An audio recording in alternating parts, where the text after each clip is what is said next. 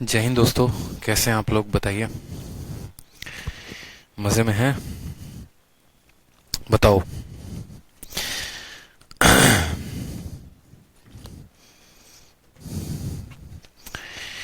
बढ़िया।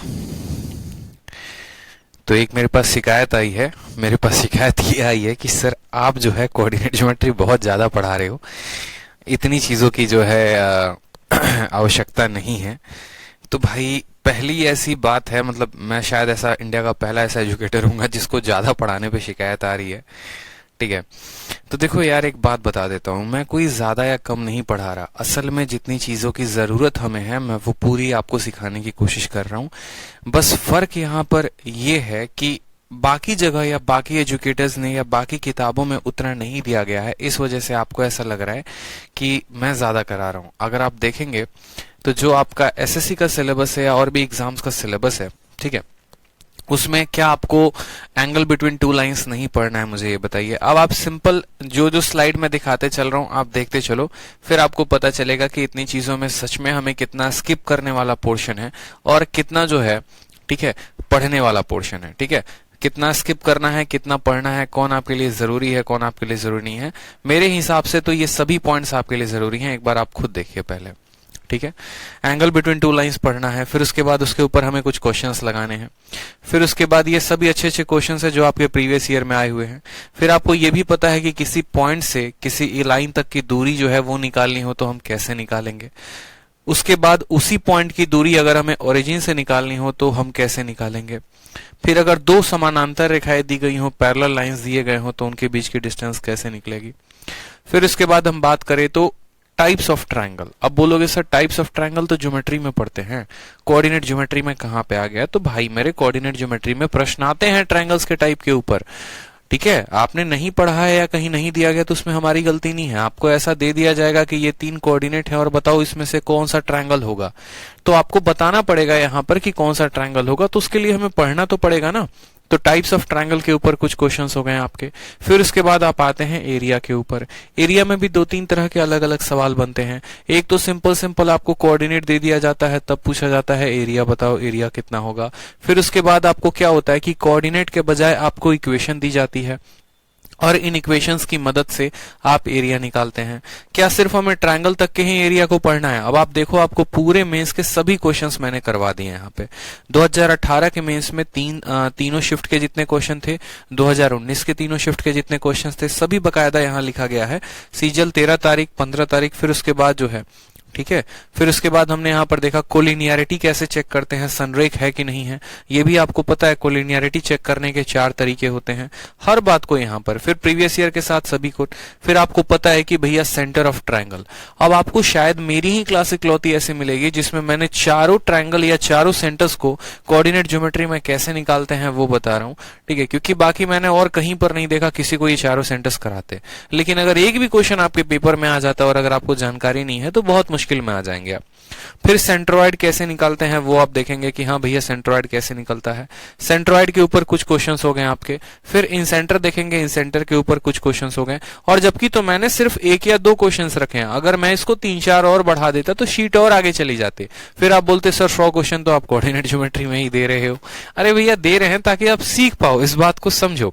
ठीक है, फिर ऑर्थो सेंटर कैसे निकालते हैं। ऑर्थो सेंटर निकालने के बाद फिर तब आप देखेंगे सरकम सेंटर कैसे निकालते हैं, हर के ऊपर क्वेश्चन आए हैं। फिर उसके अलावा जैसे ट्रायंगल का एरिया देख लिया तो अब क्वाड्रिलेटरल का एरिया देखो, क्वाड्रिलेटरल का एरिया कैसे निकालते हैं, इसके ऊपर भी काफी ज्यादा क्वेश्चन आए हुए हैं। क्वाड्रिलेटरल के बाद फिर आपको रिफ्लेक्शन पढ़ना है कि रिफ्लेक्शन एक्स एक्सिस में कैसे होगा, वाई एक्सिस में कैसे होगा, उसके ऊपर कुछ सवाल हो गए। फिर चलो एक्स एक्सिस वाई एक्सिस तो हो गया, लेकिन अगर किसी लाइन पर रिफ्लेक्शन दे देगा तो लाइन पर रिफ्लेक्शन कैसे निकालेंगे। लाइन पर रिफ्लेक्शन में आपके मेंस में सवाल पूछा गया है। फिर तब आता है आपका सर्कल। सर्कल का एक जनरल फॉर्म पर क्वेश्चन पूछा जाता है, एक जनरल इक्वेशन हो गया तो क्या होगा। फिर उसका एक्सटेंडेड इक्वेशन पे क्वेश्चन पूछा जाता है। बोलोगे सर क्वेश्चन आते हैं क्या, तो देखो सीएचएसएल में इसके ऊपर क्वेश्चन आए हैं। तो ये सभी आपके पार्ट है। इसके अलावा बहुत ऐसी चीजें हैं जो कराई जा सकती हैं, लेकिन हाँ वो जो है थोड़ा इरेलीवेंट हो जाएगा। तो जितनी चीजों की आवश्यकता है उतना मैंने शीट में आपको डाला है। 70 क्वेश्चन की बहुत ही बेहतरीन शीट बनाई है आप लोगों की। कल तक आप परसों तक आप लोगों की परसों कह रहा हूं नेक्स्ट क्लास तक आप लोगों की जो शीट है वो अपलोड हो जाएगी और इस 70 सवालों के माध्यम से आपका पूरा कोऑर्डिनेट ज्योमेट्री खत्म हो जाएगा। बहुत ऐसे सवाल होंगे जो आपको एकदम बेसिक मिलेंगे, बहुत ऐसे होंगे जो अच्छे लेवल के होंगे, तो वो आप अपने अकॉर्डिंग उसको रिवाइज करिए, मन लगाकर जो है पूरा का पूरा पढ़िए। इतना अगर आप कोऑर्डिनेट ज्योमेट्री कवर अप कर लेते हैं तो आपको फिर कहीं और भटकने की जीवन में कोई आवश्यकता नहीं है, ना ही किसी किताब के लिए, ना ही कहीं पर किसी की वीडियो के लिए।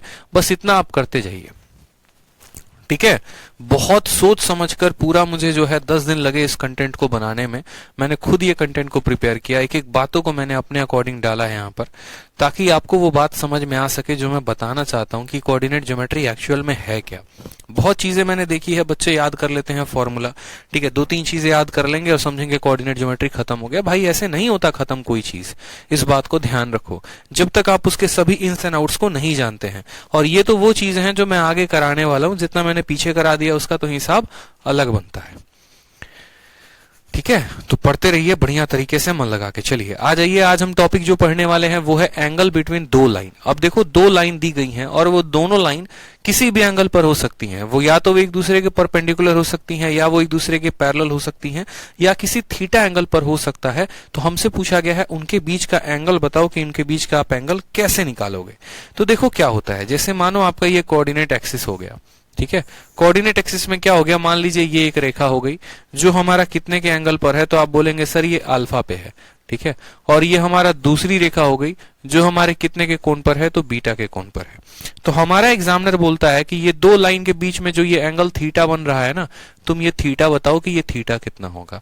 अब क्या होगा कि बहुत बार ये 2 रेखाएं ऐसे भी हो सकती हैं जो इनके बीच का कोण हमें ये बताना पड़े, बहुत बार ये 2 रेखाएं समानांतर भी हो सकती हैं तो इनके बीच का कोण कुछ बनता ही नहीं है, 0 बनता है, ठीक है। तो जनरल हम जान लेते हैं कि किसी 2 लाइनों के बीच का एंगल कैसे निकाल लेंगे, उसके बाद पैरेलल और परपेंडिकुलर का भी कंसेप्ट को हम समझ लेंगे। अब बात करते हैं यहां पर कि अगर ये वाली लाइन अल्फा बनाती है, ये वाली लाइन बीटा बनाती है, तो मुझे जरा खुद बताओ कि ये अगर अल्फा है ये बीटा है तो ये वाला कोण कितना होगा। तो बोलोगे सर ये alpha minus beta. Exterior angle जो होता है सम ऑफ इंटीरियर एंगल होता है, अगर अंदर वाला कोण निकालना है तो अल्फा में से क्या घटाना पड़ेगा, बीटा, यानी अल्फा माइनस बीटा। और आपको पता है कि ये 2 लाइनें हैं, अगर मान लो एक दूसरे को काट रही हैं तो ये जो थीटा होगा वर्टिकली इसके बराबर होगा, यानी आप कह सकते हो सर थीटा बराबर अल्फा माइनस बीटा, थीटा बराबर अल्फा माइनस बीटा, ऐसा कहा जा सकता है। अब आप दोनों साइड tan थीटा लगा दो, अगर आप दोनों साइड tan लगाते हो तो क्या होता है, इधर हो जाता है tan थीटा और इधर हो जाएगा आपका tan अल्फा माइनस बीटा। समझ में आ गया बात। उसके बाद आप देखोगे तो यहां पर ये आपका tan थीटा हो जाएगा। tan x माइनस वाई का फॉर्मूला लगा दीजिए जरा। tan x माइनस वाई का फॉर्मूला क्या होगा, तो tan alpha minus tan beta और डिवाइडेड बाई क्या होगा मेरे भाई, 1 plus tan alpha tan beta, 1 plus tan alpha into tan beta. फिर उसके बाद आप देखेंगे यहां पर तो बोलेंगे सर tan ऑफ थीटा बराबर क्या हो जाएगा, तो tan alpha minus tan beta. अब आपको पता है कि ऐसे जैसे मानो एक लाइन हो गई हमारी यहां पर और ये लाइन जो है यहां पर अल्फा एंगल बनाती है, ठीक है। तो याद करो पहले दिन मैंने आपको बताया था कि जो इसका स्लोप होता है वो स्लोप का वैल्यू क्या होता है, तो m बराबर tan ऑफ अल्फा होता है। क्या हम ऐसा कह सकते हैं कि नहीं कह सकते हैं। जो स्लोप होता है वो क्या होता है, tan थीटा होता है। यानी अगर हम अल्फा वाले का स्लोप जो है, देखो tan अल्फा को अगर हम m1 मान ले क्योंकि वो m1 का स्लोप है, और इसको अगर हम m2 मान लें, ठीक है, और यहां पर क्या हो जाएगा 1 प्लस m1 m2, तो हमारे पास थीटा निकालने का साफ साफ फॉर्मूला हमारा आ चुका है कि tan ऑफ थीटा बराबर m1 minus m2 divided by m1 plus m2। tan of theta बराबर क्या हो जाएगा, m1 minus m2 divided by m1 plus m2। समझ में आ गया, क्योंकि हमें ये बात पता है कि tan अल्फा जो होता है वो किसके बराबर, m1 के बराबर, ये हमारा m2 के बराबर। अब हमने जान लिया कि अगर हमें कोई भी 2 लाइन है, 2 रेखाएं हैं, तो उनके बीच का कोण कैसे निकालते हैं। तो हम जानते हैं कि भैया tan ऑफ जो थीटा होता है वो किसके बराबर होता है, m1 minus m2 divided by 1 plus m1 m2, ठीक है। अब अगर मान लीजिए कि दोनों के दोनों रेखाएं क्या हैं, पॉइंट नंबर 1 कर डिस्कस करें कि दोनों के दोनों रेखाएं पैरेलल हैं। इफ 2 लाइन्स आर पैरेलल, यदि 2 लाइन्स हमारी क्या है, समानांतर हैं। अगर दोनों लाइन्स हमारे क्या हो गए, पैरेलल हो गए। अब अगर दोनों लाइन्स पैरेलल हो गए तो जो थीटा का मान होगा वो कितना होगा, 0, क्योंकि 2 लाइनों के बीच में तो कोई कोण ही नहीं बनेगा। अब 2 लाइनों के बीच में कोई कोण नहीं बनेगा तो उस केस में क्या होगा, उस केस में क्या होगा समझेंगे मेरी बात को। तो टेन थीटा, देखो ये थीटा 0 हो जाएगा तो टेन 0 0 हो जाएगा, 0 को किसी भी संख्या के साथ गुना करोगे तो 0 हो जाएगा। तो m1 माइनस m2 बराबर 0, m1 माइनस m2 बराबर कितना हो जाएगा, 0 हो जाएगा। तो आप कह पाओगे कि सर उनके जो स्लोप होंगे वो क्या होंगे, बराबर होंगे। यही कारण होता है कि जब दो रेखाएं समानांतर होती हैं तो उनका जो स्लोप होता है वो क्या होता है, बराबर होता है। समझ में आ गया बात। फिर हम देखते हैं पॉइंट नंबर 2। पॉइंट नंबर 2 क्या होता है, यदि ये दोनों रेखाएं परपेंडिकुलर हों, if two lines are perpendicular, अगर ये दोनों रेखाएं परपेंडिकुलर होंगी यानी लंब के 90 डिग्री के लाइन पर होगी, तो उनके बीच में जैसे एक रेखा ये हो गई दूसरी ये, तो इनके बीच का जो कोण होगा वो कितना होगा, तो बोलोगे सर थीटा बराबर 90। अगर थीटा बराबर 90 है मेरे भाई तो tan 90 का मान कितना होता है बताओ। ठीक है, तो उस केस में आप बोलोगे सर tan 90 का मान कितना होता है बताइए। tan 90 का मान कितना होता है बताइए, बराबर हो जाएगा हमारा m1 minus m2 divided by क्या हो जाएगा 1 प्लस m1 इंटू m2। ठीक है, tan 90 बराबर m माइनस m2। अब tan 90 का मान कितना होता है बताओ, चलो बताओ। tan 0 का मान 0 हो गया, tan 90 का मान कितना होगा, tan 90 बराबर sin 90 अपन cos 90, sin 0 0 होता है, sin 90 1 हो गया। ठीक है, यानी यहां पर बोलेंगे कहीं गड़बड़ कर दी क्या हमने, सही तो है।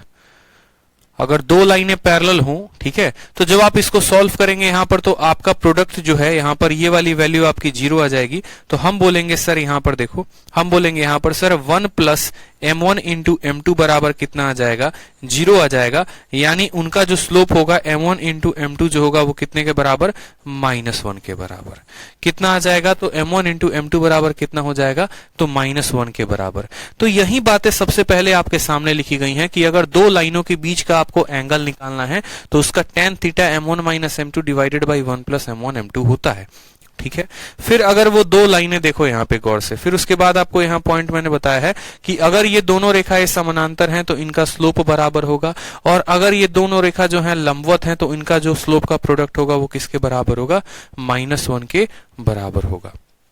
ठीक है, बिल्कुल इन्फिनिटी होता है, tan 90 का 1 अपॉन इन्फिनिटी होता है, इन्फिनिटी ऐसे भी कह लो 1 अपॉन 0। देखो tan 90 का मतलब sin 90 अपॉन cos 90 लिख सकते हो, बताओ sin 90 अपॉन cos 90 लिख सकते हो कि नहीं लिख सकते हो, तो बोलोगे हाँ सर। लिख सकते हैं कि नहीं लिख सकते हैं बताओ, तो बोलोगे हाँ सर लिख सकते हैं।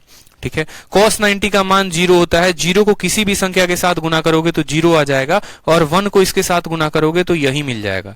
इसलिए 1 प्लस m1 इंटू m2 बराबर 0 इंटू इतना आपका 0 हो जाएगा। तो m1 m2 कितना हो जाता है, तो m1 इंटू -1 हो जाता है। तो पहले हमने जाना कि अगर कोई भी रेखा दी गई है तो उसका स्लोप कैसे निकालेंगे, अगर वो दोनों रेखाएं समानांतर हैं तो उनके स्लोप क्या होते हैं, बराबर होते हैं, और अगर वो लंबवत है तो उनके स्लोप का प्रोडक्ट -1 होता है। क्लियर हो गया ये बात। अब इसी के आधार पर कुछ क्वेश्चन से जरा इन क्वेश्चंस को लगाइए आप। तो सवाल में कहा गया ये आपके दो लाइन हैं, दो रेखाएं हैं, इनके बीच का आपको क्या पता करना है, कोण पता करना है। तो भाई कोई भी दो लाइनें दी गई होंगी तो हमें सबसे पहले उनके बीच का क्या है, एंगल को पता करने के लिए उनके स्लोप को पता करना पड़ेगा। और हमेशा इस बात को ध्यान रखो, ये y बराबर mx प्लस c से ही स्लोप निकाल पाओगे।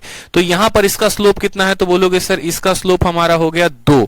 ठीक है, इसका स्लोप कितना है, तो y बराबर mx, ये जब 3 उधर जाएगा तो उसका स्लोप आ जाएगा -3, यानी m2 का मान कितना हो जाएगा, तो -3। तो tan थीटा का जो मान होगा वो क्या होगा मेरे भाई, मॉड लगा देंगे। मॉड से क्या होता है, नेगेटिव पॉजिटिव सब एक साथ जो है वो पॉजिटिव बन जाते हैं। ठीक है, नेगेटिव में भी आए, मॉड्यूलस लगाने के बाद हमारा पॉजिटिव रिजल्ट आ जाता है, क्योंकि हम थीटा का मान निकाल रहे हैं, थीटा नेगेटिव नहीं होगा।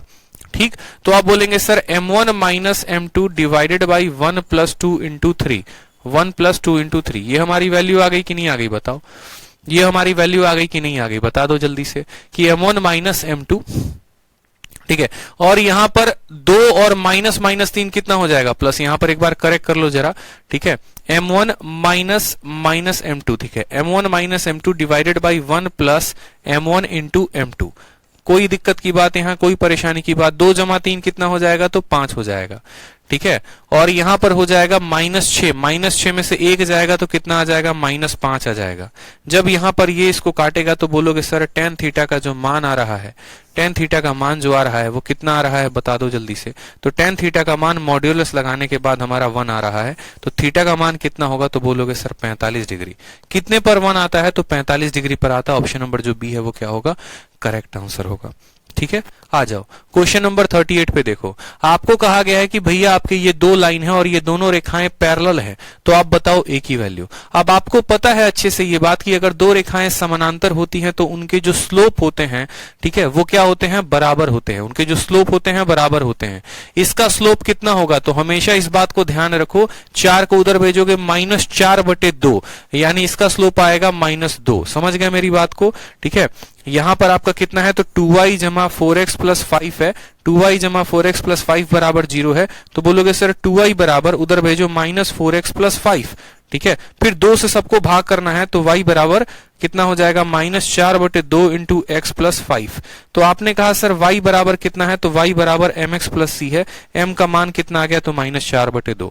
आप डायरेक्ट ऐसा भी कह सकते हो, इस बात को ध्यान रखो, अगर आपको स्लोप निकालना है तो x के साथ जो कोफिशिएंट है उसको y के कोफिशिएंट के साथ भाग कर देंगे और x हमेशा y के अपोजिट साइड को लेना है, ठीक है। पहले तो y को, x वाले को y के अपोजिट भेजो, दाहिने साइड भेजो, तो उधर गया तो -4 हो गया, और x का कोफिशिएंट -4 उसको 2 के साथ भाग कर दो, यानी स्लोप कितना आ जाएगा, तो -2 आ जाएगा। समझ में आ गया बात, ठीक है।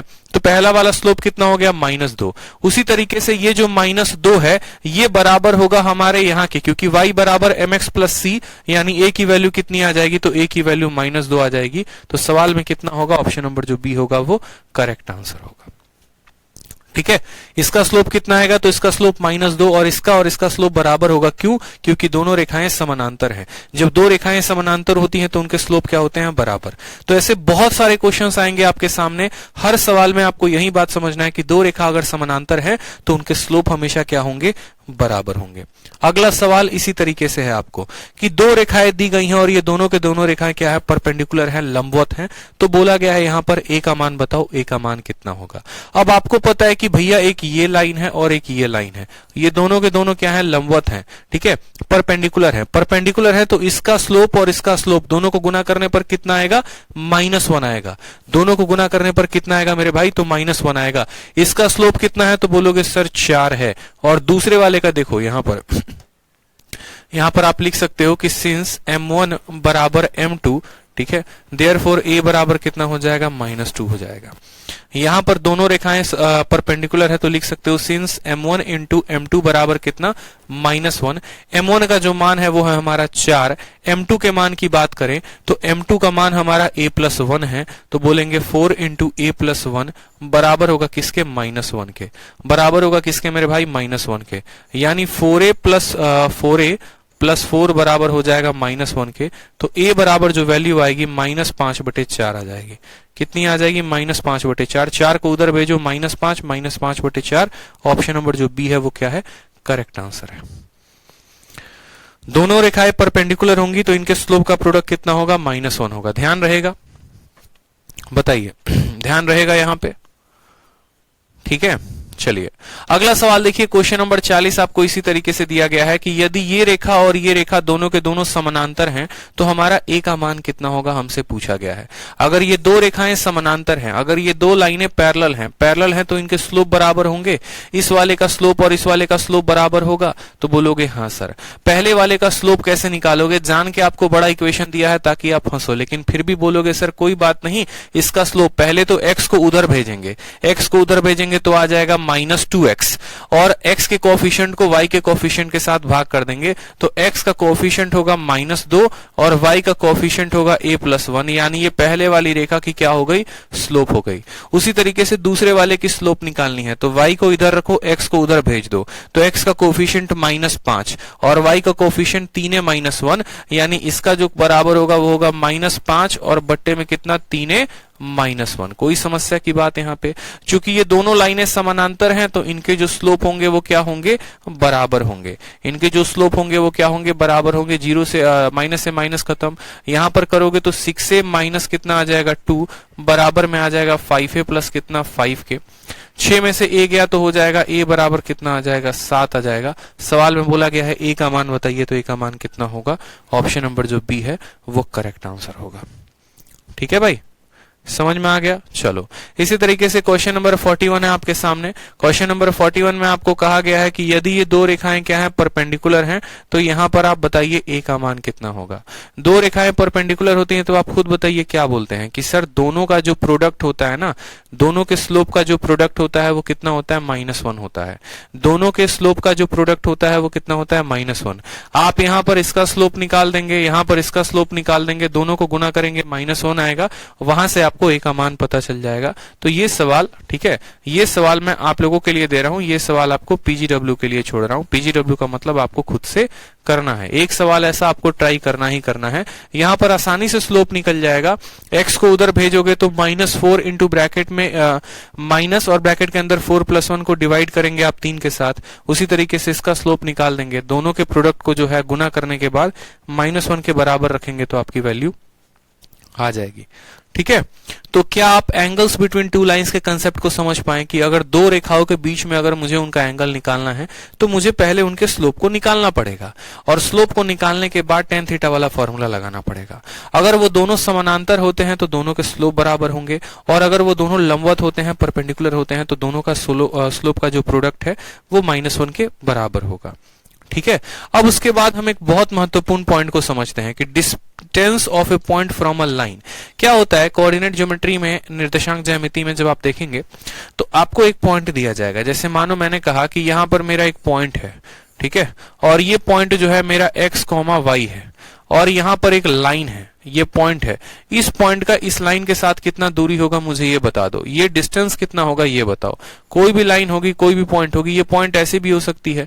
ठीक है, तो जो डिस्टेंस होता है वो तो सबसे शॉर्टेस्ट डिस्टेंस हम बताते हैं ना। अब ऐसा तो है नहीं ये अगर पॉइंट है तो बताओगे ऐसे वाली दूरी, भैया ये डिस्टेंस नहीं होती। डिस्टेंस का मतलब सबसे छोटी दूरी, यानी यहां पर अगर ये रेखा यहां पर है और ये रेखा है तो ये 90 डिग्री वाला जो होगा, ठीक है, डिस्टेंस, वही सबसे शॉर्टेस्ट। दोबारा से समझो, जैसे ये लाइन है और यहां पर एक रेखा है, तो इस रेखा से इस लाइन की दूरी ये भी हो सकती है, ये भी हो सकती है, ये भी हो सकती है, ये भी हो सकती है, ये भी हो सकती है। लेकिन हम कौन सा वाला डिस्टेंस निकालते हैं, तो सबसे शॉर्टेस्ट डिस्टेंस निकालते हैं। और सबसे शॉर्टेस्ट डिस्टेंस वो जो होता है वो परपेंडिकुलर होता है। यानी अगर हम यहां पर ये कहना चाहें तो इस पॉइंट से इस लाइन पे जो 90 डिग्री वाला डालेगा वैल्यू, हमें उसका मान पता करना है।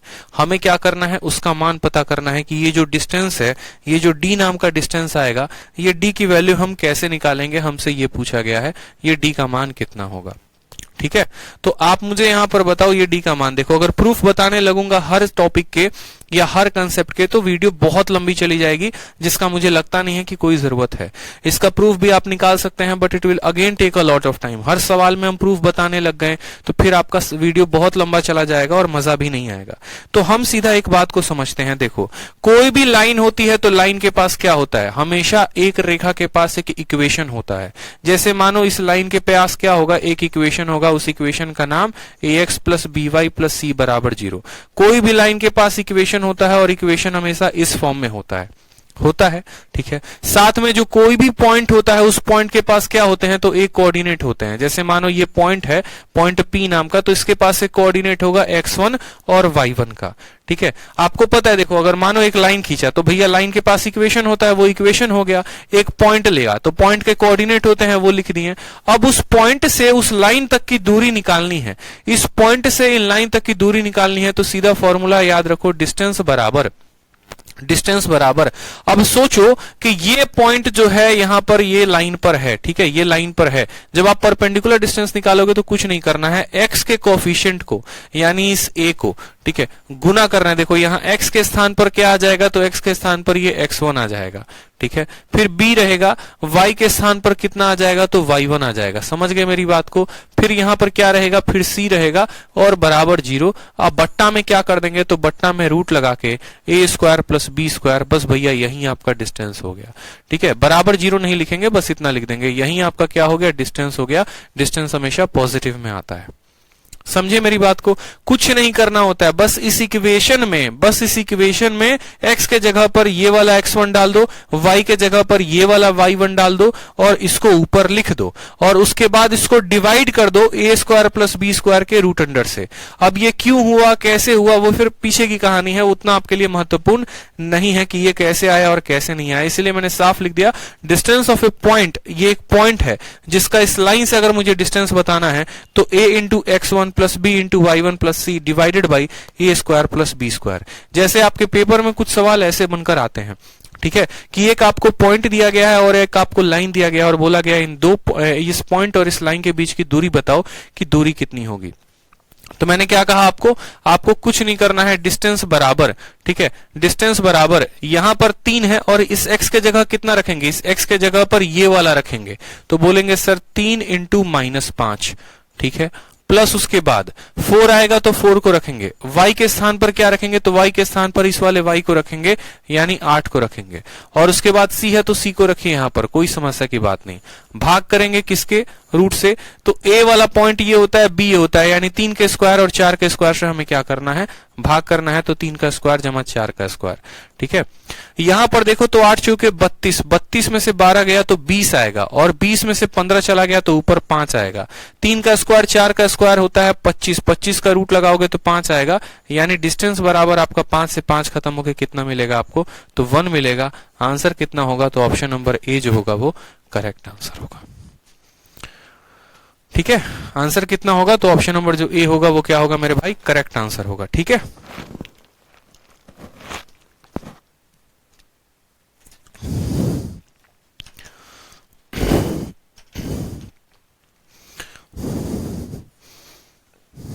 क्लियर है? चलिए नेक्स्ट पॉइंट देखिए, नेक्स्ट क्वेश्चन सेम तरीके से बोला गया है, find the perpendicular distance of the point from the line. अब तुम हमसे परपेंडिकुलर डिस्टेंस पूछो या तुम हमसे नॉर्मल डिस्टेंस पूछो, हमें हमेशा ये बात पता होती है कि जो तुम डिस्टेंस पूछ रहे हो वो परपेंडिकुलर ही है। वो डिस्टेंस क्या है, वो हमेशा अपने आप में परपेंडिकुलर है। तो वो परपेंडिकुलर डिस्टेंस है तो उस डिस्टेंस को कैसे निकालेंगे, सेम तरीके से x का कोएफिशिएंट 3 है तो 3 लिखो, ठीक है, और x के स्थान पर क्या लिखना है, x के स्थान पर इस वाले x को चिपका देंगे। उसी तरीके से y के साथ जितना लगा है वो तो लिखना है, लेकिन उस y के स्थान पर ये मान को रख देंगे। अरे आप ऐसे समझ लो ना यार कि यहां पर x है तो x के स्थान पर ये चिपका दो, यहां y है तो y के स्थान पर ये चिपका दो। नहीं रखोगे तो मान कैसे आएगा, फिर तो वो x और y ही बना रह जाएगा ना। इसीलिए 3 है तो 3 को लिख दो और x के जगह पे ये मान लगा दो, 4 है तो 4 लिख दो, y के जगह पे उसका y का मान लिख दो और c के जगह पे c का मान लिख दो, ताकि ये सभी वैल्यूज हो, कोई वेरिएबल ना हो, और डिवाइड कर दो 3 और 4 के स्क्वायर के रूट से, 3 का स्क्वायर जमा 4 के स्क्वायर के क्या से, रूट से। ये आपका डिस्टेंस आ गया। अब डिस्टेंस देखो तो यहां कितना हो गया, 3 इंटू 2 6, 4 इंटू 3 12, 12 और 6 18, 18 और 7 कितना हो जाएगा, तो 25 हो जाएगा। और नीचे कितना आएगा, तो भैया 3 4 का ट्रिपलेट 5 होता है। जब आप काटेंगे तो वैल्यू कितनी आ जाएगी, आपकी 5 आ जाएगी। यानी डिस्टेंस की बात करें तो ऑप्शन नंबर जो सी होगा वो क्या होगा, करेक्ट आंसर होगा, ठीक है। ऑप्शन नंबर जो सी होगा वो क्या होगा, करेक्ट आंसर होगा। चलिए अब मानो कि वही पॉइंट का अगर मुझसे बोले कि ओरिजिन से बताओ, कि ओरिजिन से देखो एक लाइन है, ठीक है। अब क्या होता है कि जैसे मैंने आपको कहा, समझेंगे मेरी बात को, मैंने आपको कहा गौर से समझेंगे कि यहां पर एक पॉइंट है, ये एक लाइन है, समझेंगे, ठीक है। मैंने आपको कहा कि ये कोऑर्डिनेट एक्सिस है और ये एक लाइन है। अगर मैं आपको बोलता हूं कि इस वाले पॉइंट से इसकी दूरी बताओ तो आप क्या बताते, ठीक है। थोड़ा सा और यहां पर मान लीजिए ये लाइन है और यहां पर कोई एक पॉइंट था, मैंने कहा इस पॉइंट से यहां पर की दूरी बताओ। ये पॉइंट का कोऑर्डिनेट कितना था, x1, y1 था, और इस लाइन का इक्वेशन क्या था, तो ax प्लस by। देखो इस लाइन का इक्वेशन क्या था, तो लाइन का इक्वेशन मैं लिख दे रहा हूं, लाइन का इक्वेशन था ax plus by plus c बराबर 0। क्योंकि एक लाइन है तो उसके पास इक्वेशन है और एक पॉइंट है तो उसके पास कोऑर्डिनेट है। एक पॉइंट है तो उसके पास क्या है, तो कोऑर्डिनेट है। समझ में आ गया मेरी बात को। अब मैंने कहा कि नहीं भैया ये पॉइंट यहां ना लाकर तुम इस पॉइंट को यहां पर सरका दो, इस पॉइंट को तुम यहां से ले नहीं, लेकिन ओरिजिन से बताओ कि अगर ये पॉइंट वहां ना होकर अगर ये पॉइंट ओरिजिन पर होता, अगर ये पॉइंट ओरिजिन पर होता तो जो भी पॉइंट ओरिजिन पर होता है उसका x कितना होता है, तो उसका x 0 होता है, उसका y कितना होता है, तो उसका y 0 होता है। समझ में आ गया। यानी अगर कोई लाइन है तो उसका ओरिजिन से डिस्टेंस अगर हमें बताना है तो कैसे बताएंगे? तो हमारा जो d का फॉर्मूला होता है वो क्या होता है? वो फॉर्मूला होता है a into x1 plus b into y1, ठीक है, प्लस c और डिवाइडेड बाई क्या होता है? a square plus b square. ये नॉर्मल फॉर्मूला होता है, ठीक है। और यहाँ x1 के स्थान पर क्या रखते हैं? वो कोऑर्डिनेट जो हमें दिया गया होता है। जब आप यहाँ पर x1 के स्थान पर 0 रखेंगे तो 0 को किसी भी संख्या से गुना करने पर 0, y के स्थान पर 0 रखेंगे तो 0 को b से गुना करने पर 0, यानी ऊपर सिर्फ c बचेगा और नीचे आ जाएगा आपका a square plus b square. ये आपका क्या हो जाएगा? डिस्टेंस, जो कि साफ तौर पर यहाँ पर लिखा गया है। इसीलिए कभी भी किसी भी बिंदु का या कभी भी किसी भी रेखा का ओरिजिन से डिस्टेंस निकालते हैं तो ओरिजिन में उसका x और y 0 होता है। x और y 0 होता है तो a को गुना करेगा 0 बना देगा, b को गुना करेगा 0, तो ऊपर सिर्फ क्या बचता है? c बचता है। जैसे आप इस सवाल को देखो, इस सवाल में कहा गया है कि ये आपकी एक रेखा है और इस रेखा का ओरिजिन से बताओ कि डिस्टेंस कितना होगा। इस रेखा का ओरिजिन से बताओ कि डिस्टेंस कितना होगा। कितना आसान सवाल है बताओ। सीधा का सीधा आपको ध्यान रखना है। क्या ध्यान रखना है? तो d बराबर, क्योंकि ये भी देखो 3 इंटू 0, अगर आप वैल्यू रखते x और y की वैल्यू रखते तो 3 इंटू 0 0 हो जाता, 4 इंटू 0 0 हो जाता, तो ऊपर कितना बचता? ऊपर सिर्फ 7 बचता। और नीचे क्या आता? तो नीचे 3 का स्क्वायर और जमा किसका स्क्वायर? 4 का स्क्वायर। मॉड्यूलस लगा देंगे यहाँ पे तो क्या आ जाएगा? 7 बटे यहाँ पर 5 आ जाएगा। ये हमारा क्या हो जाएगा? डिस्टेंस हो जाएगा। यानी distance of any line from origin 7 बटे 5, ऑप्शन नंबर जो सी है वो क्या होगा? करेक्ट आंसर होगा, ठीक है। ओरिजिन का मतलब क्या होता है? ओरिजिन का मतलब हमारा 0 और 0 होता है ना, तो 0 इंटू 3 0, 0 इंटू 4 0, बस यहाँ ऊपर 7 बचेगा और नीचे 3 का स्क्वायर और 4 का स्क्वायर होगा, ठीक है। समझ में आया बात? चलो अब उसके बाद देखते हैं कि यदि दो पैरेलल लाइन है, दो समानांतर रेखाएं हैं, तो दो समानांतर रेखाओं के बीच में जो दूरी होगी वो कितनी होगी। तो जरा आप समझेंगे। जैसे मानिए मैं आपको एक बात बता रहा हूं, मान लीजिए कि ये आपका जो है आपका कार्टेशियन प्लेन है। इस कार्टेशियन प्लेन में क्या है कि एक रेखा आपकी ये रही और दूसरी वाली रेखा आपकी ये रही, और यहां पर एक पॉइंट है नाम का, मान लो, ठीक है, या उस पॉइंट को गोली मारो, पॉइंट को छोड़ दो यहां पे। अब आपका जो पहला डिस्टेंस है ना, अब आपसे बोला गया कि ये दो पैरेलल लाइन है, इनके बीच की दूरी क्या होगी। तो अगर हम बात करते हैं ओरिजिन से, तो मानो यहां पर ओरिजिन से इसकी जो दूरी आएगी वो कितनी आएगी, तो बोलोगे सर d1, ठीक है। फिर ओरिजिन से जो सेकंड वाली लाइन होगी इसकी दूरी कितनी होगी, तो बोलोगे सर ये वाली लाइन की वैल्यू कितनी है, d2। यानी इन दो पॉइंटों के बीच में, यानी ये दो पॉइंट के बीच में जो ये दूरी होगी ये कितनी होगी, तो बोलोगे सर d1 माइनस d2, ठीक है, d1 माइनस d2। कोई भी लाइन का दूरी बताना है तो हमेशा ओरिजिन से ही बता सकते हैं। यानी ये जो पहली लाइन है L1 नाम की और ये जो दूसरी लाइन है L2 नाम की, तो L1 का डिस्टेंस ओरिजिन से d1 पे है और L2 का डिस्टेंस जो है वो d2 पे है। यानी इन दो लाइनों के बीच की जो दूरी है, जो ये डिस्टेंस है वो कितना है, तो बोलोगे सर ये डिस्टेंस जो है वो d1 माइनस d2 है। ये डिस्टेंस कितना है, तो d1 माइनस d2 है। यानी जब ये डिस्टेंस की वैल्यू बताओगे तो d1 की वैल्यू कितनी होगी, ठीक है, d1 की वैल्यू कितनी होगी, मुझे ये बात बता दो।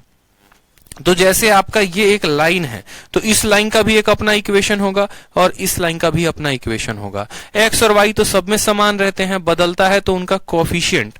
यानी इस लाइन का अगर इक्वेशन होगा तो कुछ ऐसा होगा कि a1x plus b1y plus c1 बराबर 0, ठीक है।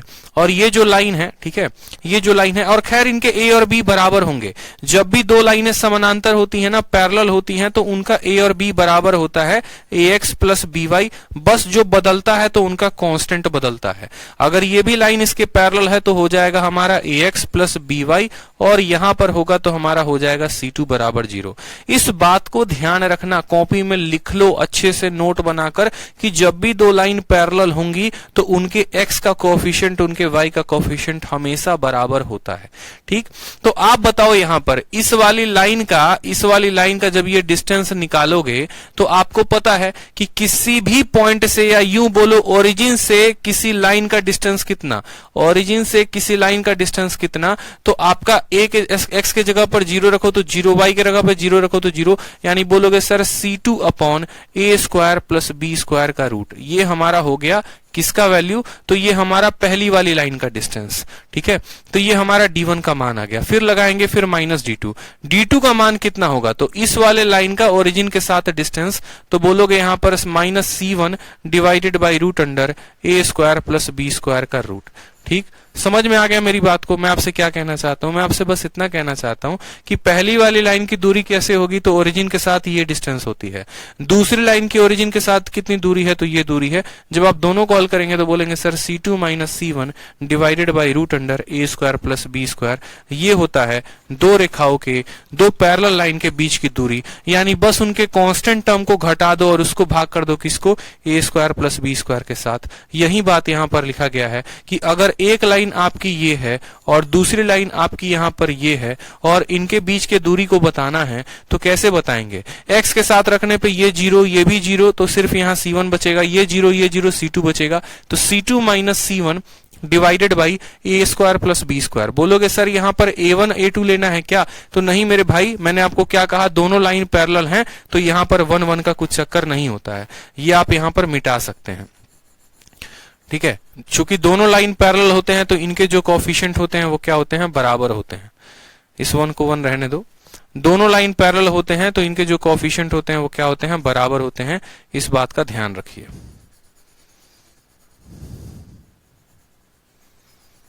ठीक है, दोनों जो कोएफिशिएंट होंगे वो क्या होंगे, बराबर होंगे। आप ऐसा कह सकते हो कि सर दोनों का जो कोएफिशिएंट होगा वो बराबर होगा, यानी a square plus b square. कोई समस्या की बात? जैसे सवाल देखो, आप सीधा सवाल के माध्यम से समझो। आपका सवाल यहां पर यह कहा गया है कि दो पैरेलल लाइन हैं और इन दो पैरेलल लाइन के बीच की दूरी बताओ। देखो x का कोएफिशिएंट 5 है, यहां भी x का कोएफिशिएंट 5 है, y का कोएफिशिएंट -12 है, y का कोएफिशिएंट -12 है। जो बदलता है तो वो इनका कांस्टेंट वाला टर्म बदलता है। ठीक है, क्योंकि ये दोनों पैरेलल हैं। पैरेलल नहीं होती तो भले x और y कुछ हो सकता था। तो यहां पर मुझे इनके बीच की दूरी बतानी है, तो दूरी बतानी है तो डिस्टेंस बराबर क्या होगा, डिस्टेंस बराबर होगा C1 माइनस C2। यहां पर कितना है, -2, और यहां पर कितना है, 3 है। तो बोलोगे या तो -2 और फिर माइनस करोगे 3 को और भाग करो किसके साथ, तो 5 और 12 का ट्रिपलेट। 5 12 कितना आएगा, नीचे 13 आ जाएगा, इस बात का ध्यान रखना। ठीक है, तो d बराबर कितना आएगा, 3 और 2 5, माइनस है और मॉड्यूलस लगा है तो माइनस ऑटोमेटिक किस में बदल जाता है, प्लस में, यानी 5, और 5 और 12 का ट्रिपलेट कितना हो जाएगा, तो 13। तो d बराबर हमारा आ जाएगा 5/13। ऑप्शन नंबर जो सी है वो क्या है, करेक्ट आंसर है। समझ गए मेरी बात को? -5 प्लस में बदल जाता है इस ब्रैकेट की वजह से, क्योंकि ब्रैकेट हमेशा एक ही बात सिखाता है, चाहे तुम थीटा ले रहे हो चाहे तुम डिस्टेंस ले रहे हो, वो कभी नेगेटिव नहीं होगा। तो तुम मॉड्यूलस लगा दो यहां पे। ठीक है, समझ में आ गया बात?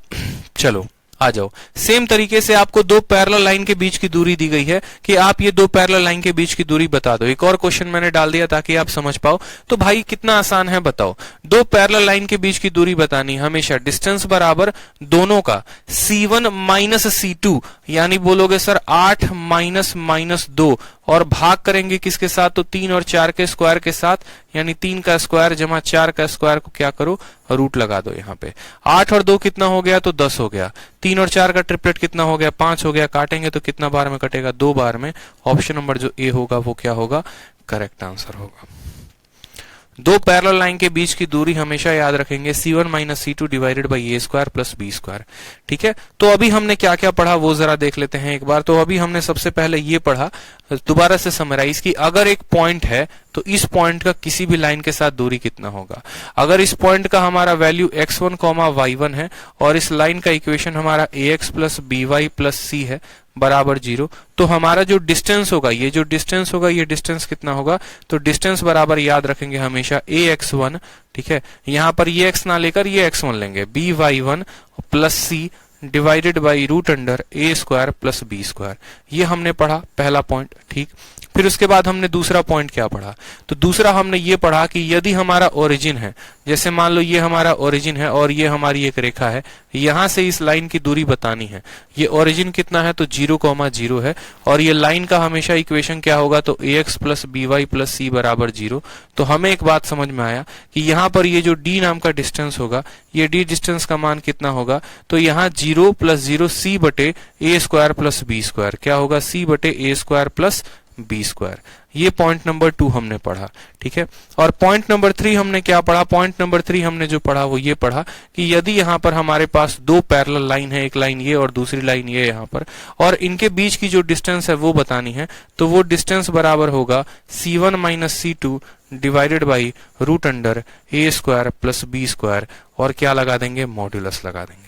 क्लियर हो गया आप लोगों को पॉइंट कि अगर किसी पॉइंट का बताना है तो ये होगा, अगर किसी ओरिजिन से बताना है किसी लाइन का तो ये फॉर्मूला लगाएंगे, और अगर दो लाइनों के बीच की दूरी बतानी है तो ये वाला पॉइंट बताएंगे, ठीक है। चलिए अब उसके बाद चलो लाइन वाइन के सारे कंसेप्ट पढ़ने के बाद हम पढ़ते हैं टाइप्स ऑफ ट्रायंगल। जिस तरीके से आप ज्योमेट्री में त्रिभुज के प्रकार पढ़ते हैं कि त्रिभुज के कितने प्रकार होते हैं, उसी तरीके से कोऑर्डिनेट ज्योमेट्री में भी आप यहाँ पर पढ़ते हैं। तो इतना तो मुझे जहां तक समझ में आ रहा है, आप लोग को ये बातें पता होगी कि कोई भी त्रिभुज को दो तरह से बांटा जाता है, एक हमको भुजा के आधार पे, दूसरा कोण के आधार पे। भुजा के आधार में कोई भी त्रिभुज तीन भाग में बंटता है, एक इक्विलेटरल, दूसरा आइसोस्केलस, तीसरा स्केलेन। इक्विलेटरल जिसकी तीनों भुजाएं समान, आइसोस्केलस जिसकी दो भुजाएं समान, स्केलस जिसकी कोई भी भुजा समान नहीं होती है। कोण के आधार पे तीन तरीके से बढ़ता है, एक हमारा एक्यूट होता है, एक्यूट जिसका कोण 90 से छोटा हो, राइट एंगल जिसका एक कोण 90 हो, और ऑब्ट्यूज वो होता है जिसका एक कोण 90 से ज्यादा हो। इस दो परिभाषाओं पर हमारे जो त्रिभुज है वो बांटे जाते हैं। तो हमारा एग्जामिनर कोऑर्डिनेट में यहां से सवाल कैसे पूछता है, तो वो क्या करता है, कोई भी आपको तीन कोऑर्डिनेट दे देगा, कोई भी आपको तीन वैल्यू दे देगा, मतलब ए दे देगा, बी दे देगा, सी दे देगा, और बोलेगा बताओ कैसा ट्रायंगल है। अब यार ये कैसा सवाल है, ठीक है। कोऑर्डिनेट देने के बाद तुम टाइप ऑफ ट्रायंगल कैसे पूछ सकते हो, तो हम भी बहुत चतुर चालाक इंसान आदमी हैं, ठीक है। अगर हमें यहाँ पर साइड में देखो, हम ऑप्शन को देखेंगे, ऑप्शन में देखेंगे और वहां पर देखेंगे, अगर ये साइड के आधार पर पूछेगा तो हम उनके डिस्टेंस को निकालेंगे, और अगर ये एंगल के आधार पर पूछेगा तो हम उनके एंगल को निकालेंगे। जैसे मानो एक कोऑर्डिनेट आपको दे दिया, मान लो यहाँ बोल दिया ये 2 1 है, ये 3 4 है, और मान लो यहाँ पर ये 5 6, और बोलेगा कौन सा ट्रायंगल बताओ, तो इसका डिस्टेंस ए बी, दूसरे वाले का डिस्टेंस बी सी, और तीसरे वाले का डिस्टेंस ए सी, डिस्टेंस फॉर्मूला का उपयोग करके निकालो। अगर राइट एंगल ट्रायंगल होंगे तो यहाँ पर खुद सोचो, परपेंडिकुलर का स्क्वायर प्लस बेस का स्क्वायर बराबर हाइपोटेनस आ जाएगा। अगर इक्विलेटरल होंगे तो तीनों भुजाएं जो होंगी वो बराबर होंगी। अगर आइसोस्केलेस होगा तो दो भुजा बराबर होगी और तीसरा बराबर नहीं होगा, और अगर स्केलेन होगा तो कोई भी भुजा किसी के बराबर नहीं होगी। यानी यूं हम बोले, अगर हमें टाइप ऑफ ट्रायंगल बताना है कि कैसा ट्रायंगल है, तो हमें डिस्टेंस फॉर्मूला का इस्तेमाल करके प्रत्येक भुजा की डिस्टेंस बतानी होगी। तीनों डिस्टेंस बराबर तो इक्विलेटरल है, दो बराबर तो आइसोस्केलेस है, कोई भी बराबर नहीं है तो स्केलेन है। समझ में आ गया। पाइथागोरस के ट्रिपलेट को सेटिस्फाई करता है तो राइट एंगल ट्रायंगल है, और पाइथागोरस के ट्रिपलेट को सेटिस्फाई नहीं करता तो राइट नहीं है। अगर उसका सबसे बड़ी वाली भुजा का स्क्वायर छोटा है बाकी दोनों भुजाओं के स्क्वायर के, तो वो एक्यूट है, और अगर उसका सबसे बड़ी वाली भुजा का स्क्वायर बड़ा है बाकी दोनों भुजाओं के स्क्वायर से, तो वो ऑब्ट्यूज है। मतलब अगर हमें ट्रायंगल के बारे में रिकॉग्निशन करना है कि वो किस तरह का ट्रायंगल है, तो हमें उनका साइड निकाल कर बताना पड़ेगा, ठीक है। समझ में आ गया बात, हमें उनका साइड निकालकर बताना पड़ेगा। जैसे मानो मैंने आपको कहा कि आपका एग्जामिनर मान लो एक ऐसा ट्रायंगल दे देता है, यहां पर इसके कोऑर्डिनेट आ गए आपके x1, y1, दूसरे वाले का उसने कोऑर्डिनेट दिया x2, y2, और तीसरे वाले का उसने आपको कोऑर्डिनेट दिया x3, y3। तो आपको क्या करना है, इन दोनों कोऑर्डिनेट का इस्तेमाल करके ये डिस्टेंस पता कर लेना है, इन दोनों कोऑर्डिनेट का इस्तेमाल करके ये डिस्टेंस पता कर लेना है, इन दोनों कोऑर्डिनेट का इस्तेमाल करके आपको ये डिस्टेंस पता कर लेना है। अब देखो, अगर आपके तीनों साइड बराबर आ गए, a बराबर b बराबर c आ गया, तो आपको बताने की आवश्यकता नहीं है कि आपका ट्रायंगल क्या होगा, तो इक्विलेटरल ट्रायंगल होगा। समझ में आ गया बात, ठीक। उसके बाद अगर आपकी सिर्फ कोई भी दो भुजा बराबर होती है, या तो आपका a बराबर b होता है, ठीक है, कोई भी दो भुजा बराबर होती है, आप समझ जाओ, तो वो ऑटोमेटिक आप समझ जाओगे कि सर वो आइसोस्केलेस ट्रायंगल है, ठीक है। और तीसरा पॉइंट, जैसे आप समझ गए कि नहीं भैया मेरा कोई भी भुजा किसी के बराबर नहीं है, कोई भी भुजा किसी के बराबर नहीं है, तो वो ट्रायंगल कैसा होगा, वो स्केलेन होगा। ये तो भुजा के आधार पे बता पाओगे, ठीक। फिर उसके बाद अगर मान लो यहाँ पर पॉइंट नंबर 4, अगर मानो मैं कहता हूं कि यहाँ पर जो C है वो सबसे बड़ी साइड है, ये जो है ये लॉन्गेस्ट साइड है, सबसे बड़ी साइड, मतलब अगर मानो ये है 7 8 9, तो यहाँ पर C का मान 9 है। तो अगर हमारा C का स्क्वायर ठीक है। अगर हमारा यहाँ पर c का स्क्वायर जो है वो छोटा है किसके स्क्वायर से, बाकी दोनों साइड के स्क्वायर से, तो ये ट्रायंगल पक्का क्या हो जाएगा, ये ट्रायंगल पक्का हमारा एक्यूट हो जाएगा, न्यून कोण हो जाएगा। अगर हमारा a का स्क्वायर और b का स्क्वायर बराबर है c के स्क्वायर के, सबसे बड़े वाले के, तो ये हमारा कैसा हो जाएगा, तो राइट एंगल ट्रायंगल हो जाएगा। और अगर हमारा यहाँ पर a का स्क्वायर प्लस b का स्क्वायर छोटा पड़ जाता है सबसे बड़े वाले के, तो ये हमारा अधिक कोण त्रिभुज हो जाएगा, यानी ऑब्ट्यूज हो जाएगा।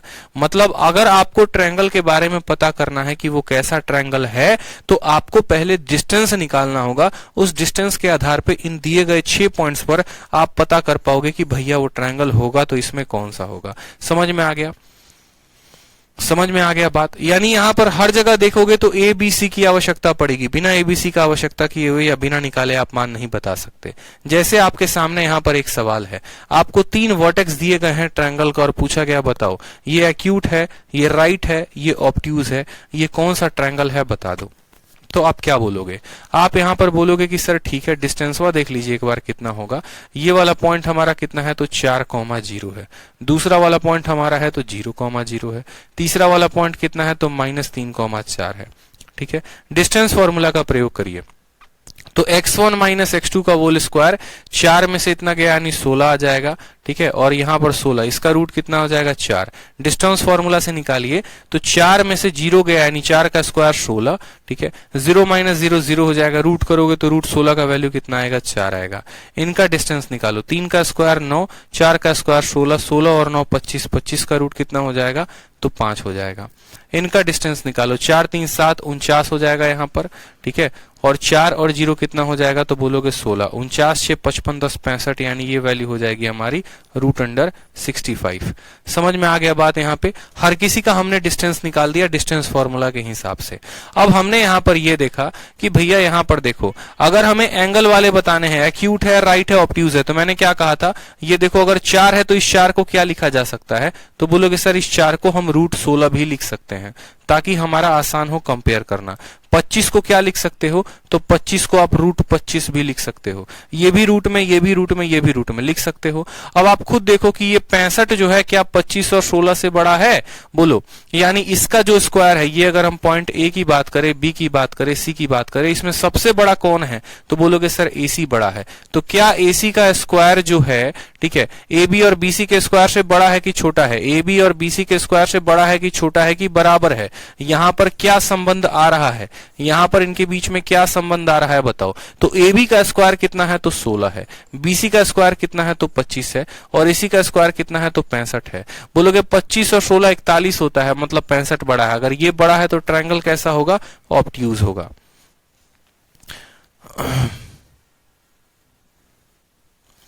पीके शर्मा कहते हैं सर अभी मेंस का क्लास करना जरूरी है या मेंस का मॉक लगाएं। मेरे भाई देखो दोनों चीजें इंपॉर्टेंट है। कंसेप्ट नहीं आते तो मॉक लगाओ, कंसेप्ट नहीं आते तो वीडियो देखो, और कंसेप्ट जिनके आते हैं तो मॉक लगाओ। मतलब आप ऐसा डिसाइड कर लो कि हमको 2 घंटा जो है वो क्या करना है, तो 2 घंटा मॉक टेस्ट हमको एक देना ही देना है। फिर उसकी हमको क्या करनी है, तो एनालिसिस करनी है, ये बात तय है। और उसके बाद 2 घंटा वीडियो भी देखना है ताकि हमारा पीछे से कंसेप्ट जो है वो भी क्लियर होता रहे। समझ में आ गया। तो हमें क्या करना होता है, डिस्टेंस निकालना होता है, फिर देखना होता है सबसे बड़ी वाली भुजा का जो स्क्वायर है वो बाकी दोनों भुजाओं के स्क्वायर के जोड़ से छोटा है या फिर बड़ा है। जैसे यहां पर आपको 3 वर्टेक्स मैंने दे दिया और मैंने बताया बताओ कैसा ट्रायंगल होगा, ये बताओ ये कैसा ट्रायंगल होगा, 6 7 1 2 5 8। तो आप क्या बोलोगे, सर कोई बात नहीं, ट्रायंगल दिया है तो डिस्टेंस भी निकालना फर्ज है हमारा। हम यहाँ पर निकालेंगे, 6 7 हो गया, 1,2 हो गया यहाँ पर, और ये 5,8 हो गया यहाँ पर। इनका डिस्टेंस निकालो तो 6 में से 1 गया 25 हो जाएगा, और 7 में से 2 गया तो यहाँ पर 25 हो जाएगा, यानी ये √50 आ जाएगा। कितना आ जाएगा, √50। अभी मैं रूट में ही लिख रहा हूँ। ठीक है, ये डिस्टेंस आप निकालेंगे तो कितना आ जाएगा, मैं थोड़ा तेजी में डिस्टेंस निकाल रहा हूँ, आप भी निकाल सकते हैं। तो ये हमारा आ जाएगा √50। फिर बात करते हैं यहाँ पर, 5 में से 1 गया, 4 का स्क्वायर 16, 8 में से 2 गया तो 36 हो जाएगा। ठीक है, 36 और 16 कितना हो गया, तो 52 हो जाएगा, यानी ये √52 हो गया। ठीक है, यहाँ पर एक आ जाएगा और एक आ जाएगा, यानी ये √2 हो जाएगा। अब आप यहाँ पर गौर से देखो जरा, अगर मैं मान लो इसको पॉइंट नंबर ए मानता हूँ, पॉइंट नंबर बी मानता हूँ, पॉइंट नंबर सी, तो सबसे बड़ा वाला भुजा कौन सा है, तो बोलोगे सर बीसी। तो एक साइड रखो किसका स्क्वायर, बीसी का स्क्वायर, सबसे बड़ी वाली को एक साइड रखो और बाकी साइड दोनों को रख दो। बाकी साइड किसको रखो, तो ए बी का स्क्वायर जमा, ठीक है, AC का स्क्वायर, और बीच में डाल दो ब्रैकेट कि भैया क्या संबंध है। जिस तरह का संबंध होगा उस तरीके के हम ट्रायंगल को बता पाएंगे। तो AB का स्क्वायर, √50 का स्क्वायर कितना होता है, तो 50 होता है। AC का स्क्वायर, AC √2 का स्क्वायर कितना होता है, 2 होता है, ठीक है। और BC का स्क्वायर कितना है, 52 है। अब मुझे खुद बताओ, 50 जमा 2 52 और 52, मतलब ये बराबर हो गए। तो जब हमारा AB square, AC square, BC square के बराबर होता है तो कैसा ट्रायंगल है, तो फिर राइट एंगल ट्रायंगल है। राइट एंगल ट्रायंगल है तो ऑप्शन नंबर जो बी होगा वो क्या होगा, करेक्ट आंसर होगा। समझ में आ गया, राइट एंगल ट्रायंगल होगा। अगर यहां पर AB स्क्वायर, BBC स्क्वायर ये बड़ा होता तो एक्यूट होता, ठीक है। अगर यहां पर इनका स्क्वायर छोटा होता तो ये ऑब्ट्यूज होता। यहां पर इनका स्क्वायर बराबर है, यानी ये कैसा ट्रायंगल है, तो राइट एंगल ट्रायंगल है। समझ में आ गया। इसी तरीके से एक और सवाल दिए गए हैं, 3 वर्टेक्स आपको दिए गए हैं और बताना है ट्रायंगल कैसा है। तो ये सवाल आपको खुद से करना है, PGW जो है ये आपको करके लेके आना है घर से, ठीक है। ये आपको करना है, चेक करना है रिलेशन कि AB प्लस BC बराबर AC है, कि AB प्लस BC, AB का स्क्वायर BC का स्क्वायर बड़ा है कि छोटा है कि बराबर है, ठीक है। चलिए, तो ये सारे के सारे हमारे एंगल वाले थे। अब हम आ जाते हैं थोड़े साइड के ऊपर। साइड में भी कहा गया है कि देखो 3 वर्टेक्स हमने तुमको दे दिया, बताओ ये ट्रायंगल तुम्हारा स्केलिन है, आइसोस्केलेस है कि इक्विलेटरल है, बता दो, ठीक है। यानी यहाँ पर न्यून कोण त्रिभुज है, समकोण त्रिभुज है या फिर अधिक कोण त्रिभुज है, बता दो। तो सेम आधार पर बताएंगे, तीनों भुजाएं अलग अलग आ गई तो स्केलिन हो जाएगा, 2 भुजा बराबर आ गई तो आइसोस्केलेस हो जाएगा, तीनों भुजा बराबर आ गई तो क्या हो जाएगा, इक्विलेटरल हो जाएगा। जैसे एक एग्जाम्पल को सॉल्व करके देख लेते हैं। मान लीजिए ये हमारा ट्रायंगल हो गया। इस ट्रायंगल का हमने देखा तो यहाँ पर ये पॉइंट 4 3 है, ठीक है। दूसरा वाला कितना है, तो 12,3 है। तीसरा वाला कितना है, तो 8,6 है यहाँ पे, ठीक है। लिख दिया तीनों के तीनों कोऑर्डिनेट को। इनके डिस्टेंस को देखो, 3 से 3 खत्म, 12 से 4 8, 8 का स्क्वायर कितना आ जाएगा, तो √64। यानी आप ऐसे भी कह सकते हो 12 से 4, ठीक है। तो यहाँ पर आ जाएगा आपका 8 आ जाएगा, ठीक। 12 से 8 गया तो 4 का स्क्वायर 16, 6 से 3 गया तो आपका 3 का स्क्वायर 9, यानी यहाँ पर आ जाएगा आपका 5। ये डिस्टेंस कितना है, तो 5 है। 8 से 4 हो गया तो 16 और यहाँ पर ये भी डिस्टेंस 5 है। अब यहाँ पर देखो कि 2 डिस्टेंस जो हो गए वो क्या हो गए, बराबर हो गए। हमारी ये वाली भुजा के क्या हो गया, बराबर हो गया। बराबर हो गया तो क्या लगाएंगे, आइसोस्केलेस पे टिक मारेंगे। मतलब अगर हमें ट्रायंगल का प्रकार बताना है तो हमें डिस्टेंस फॉर्मूला आना चाहिए। डिस्टेंस फॉर्मूला से डिस्टेंस को निकालिए और वहां पर देखिए 2 भुजाएं बराबर तो आइसोस्केलेस, तीनों बराबर होती तो इक्विलेटरल, कोई किसी के बराबर नहीं होता तो स्केलिन ट्रायंगल, विषम बाहु मारते टिक, ठीक है। समझ में आ गया, बताइए समझ में आ गया कि नहीं आ गया।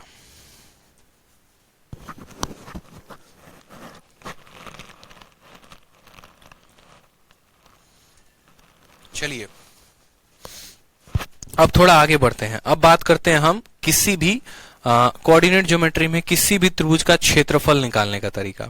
अब देखो क्षेत्रफल को 2 तरीके से निकाला जाता है। एक तो नॉर्मल तरीका हो जाता है, ठीक है, जो आपको किताबों में दिया गया है, जो आपके सामने मैंने यहाँ बोर्ड पर लिखा है कि अगर कोई त्रिभुज है, यहाँ पर अगर ये मेरा कोई त्रिभुज है, इसका कोऑर्डिनेट x1 y1 है, इसका कोऑर्डिनेट x2 y2 है, इसका कोऑर्डिनेट x3 y3 है, तो एक जो है, जो हमारी एनसीईआरटी की किताबें और दुनिया भर की किताबों में दी गई होती है, वो फॉर्मूला यहाँ पर होती है।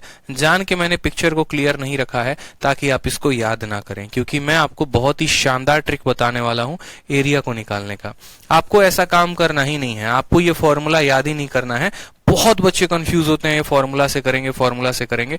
भैया बिना फॉर्मूला के आपको सिखाएंगे हम एरिया निकालना, समझे। तो एरिया 2 तरीके से निकाला जाता है। जैसा कि शुरू में मैंने वीडियो में बताया था कि अगर हमारे 3 पॉइंट दिए गए हों, जैसे मानो आपका एग्जाम में क्वेश्चन कैसे आता है एरिया के ऊपर, बहुत बच्चों को तो ये पता ही नहीं होता, उनको लगता है सब एक समान है, उल्टा सीधा एक समान, वही वाली कहानी है। ऐसा नहीं है।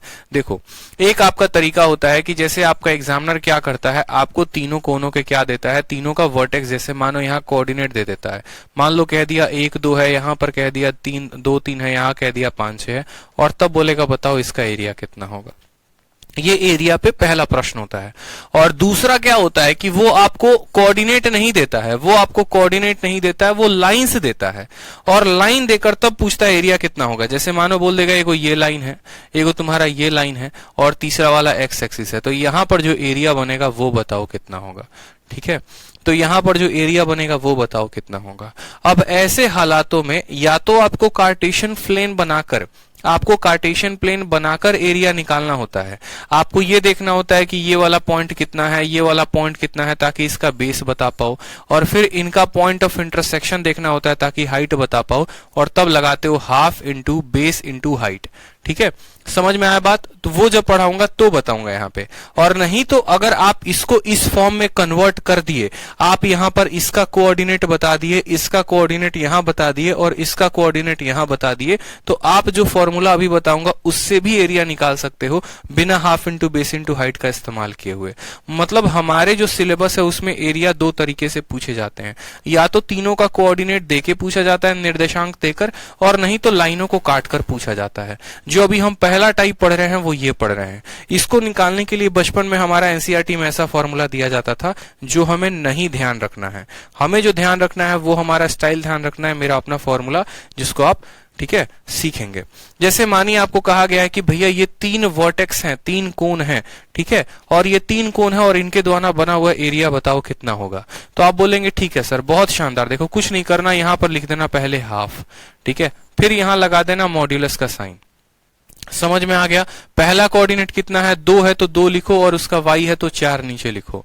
दूसरे वाले का यहां पर x को ऊपर रखो, y को नीचे रखो। तीसरे वाले का यहां पर x को ऊपर रखो, y को नीचे रखो, और वापस से पहले वाले को क्या कर दो, रिपीट कर दो। समझ में आ गया मेरी बात को? कुछ नहीं करना है आपको मेरे भाई, कुछ भी नहीं करना है आपको। सिंपल जो है क्या करना है, x और y यहां पर लिखना है। सिंपल x और y आप लिखेंगे, आप बना पाएंगे। देखो x1 y1 लिखो, फिर x2 y2 लिखो, ठीक है।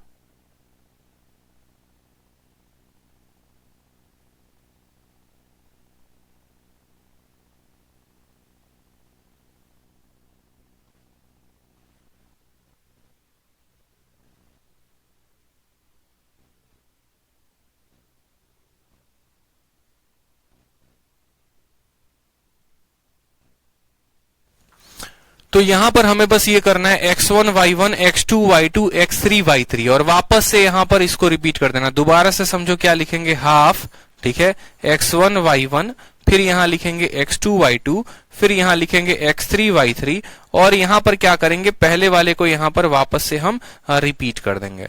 ठीक, अब काम सिर्फ इतना ही नहीं करना है, काम सिर्फ इतना ही नहीं करना है। अब ये तो सिर्फ लिखने का तरीका बताया कि डेटा को लिखते कैसे हैं। सॉल्व करने का तरीका तो आपको हम बताएंगे। हाफ को हाफ लिखो, यहां पर कुछ मत करो, पहले इनको आपस में गुना कर दो, ये जितने हैं ना इनको क्रॉस मल्टीप्लाई कर दो।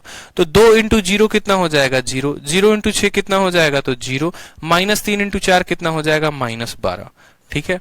अब फिर यहां पर दूसरे वालों को आपस में गुना कर दो, जैसे कि इनको इनके साथ किया ना, तो अब इनको इनके साथ कर दो, यहां पर इनको इनके साथ कर दो। तो बोलोगे सर 4 इंटू 0 0 हो जाएगा, 0 इंटू -3 हो जाएगा, और 6 इंटू 2 कितना हो जाएगा, यहां पर 12 हो जाएगा। और यहां पर लगा दो माइनस का साइन, लो आपका एरिया आ गया। इससे आसान आपने कभी नहीं सीखा होगा। हाफ का हाफ लिख देंगे यहां पर, ठीक है। ये कितना है, तो -12 है, 12 में से 3 गया तो -9 है, ठीक है। 12 और 9 21, 21/2 कितना हो जाएगा, देखो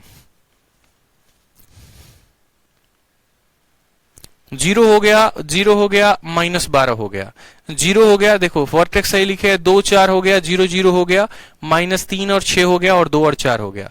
हमने यहां पर लिखा 0, फिर 0, फिर -12, फिर हमने लिखा यहां पर 0, ठीक है, फिर 0, और फिर यहां पर माफ करेंगे 4 इंटू 0 0, और 0 इंटू 3 ये भी 0 आएगा ना, ठीक है, ये भी हमारा 0 आएगा, और 6 इंटू 2 कितना आ जाएगा, तो 12 आ जाएगा। समझ में आ गया बात?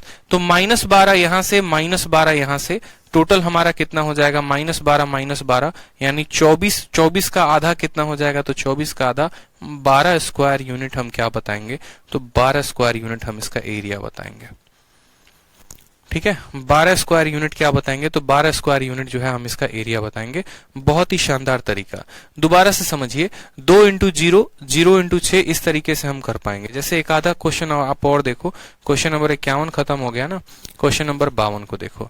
यहां पर भी आपको क्या निकालना, मैट्रिक्स से भी निकाल सकते हैं विश्वजीत, बिल्कुल मैट्रिक्स से निकाल सकते हैं, लेकिन मैं आपको वो तरीका बताना चाहता हूं कि जिसपे आप किसी भी पॉलीगन का निकाल सकते हैं। आप मेरी बात को समझिएगा, ठीक है, आप मेरी बात को समझिएगा। जैसे आप लोग सोच रहे हैं सर मैट्रिक्स से निकाल लो, सर फॉर्मूला से निकाल लो, अरे भैया सर पागल नहीं है, इस बात को समझो। क्यों? क्योंकि देखो आपका एग्जामिनर कल के दिन, जैसे मानो ये ट्रायंगल दिया है, कल के दिन वो क्या करेगा, आपको क्वाड्रिलेटरल भी दे देगा। जैसे मान लो ये क्वाड्रिलेटरल हो गया, वो आपको पेंटागन, अगर मानो पेंटागन भी देता है, ठीक है, आपको आपका एग्जामिनर हेक्सागन भी देता है, आपको 6 भुजाओं वाला भी देता है, कोई फर्क नहीं पड़ता है। मुझे यहाँ पर बस ये बात बताइए कि इसके पास कितने पॉइंट होते हैं, तो 3। जैसे मानो यहाँ पर हम बोलेंगे तो x1 y1 होगा, ठीक है, दूसरा पॉइंट यहाँ पर x2 y2 होगा, ठीक, तीसरा पॉइंट यहाँ क्या होगा, तो x3 y3 होगा।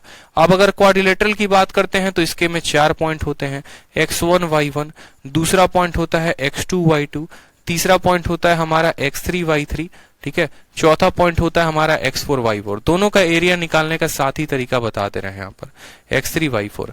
समझ में आ गया? जैसे मैंने आपको कहा कि इसका एरिया निकालने के लिए लिखो हमेशा हाफ, ठीक है, और यहाँ x1 देखो, पहले लिख लो ऊपर x1, x2, x3 और वापस से x1 को रिपीट मार दो, मार दिया, फिर नीचे लिख दो y1, y2, y3 और वापस से y1 को रिपीट मार दिया। काम बस हमें इतना करना है यहाँ पर कि इनको ऐसे क्रॉस मल्टीप्लाई, इनको आपस में, और दूसरे वाले को फिर उनको आपस में, और फिर उसको क्या करना है, घटा देना है। ठीक, बस ये अगर तरीका याद रहा तो सेम कंसेप्ट आपका क्वाड्रिलेटरल में लगेगा और सेम कंसेप्ट आपका पेंटागन में, सेम आपका हेक्सागन में। इसी तरीके से एक ऐसा फॉर्मूला हम क्यों ना याद रखें जिससे हम हर तरह के सवाल बना पाए।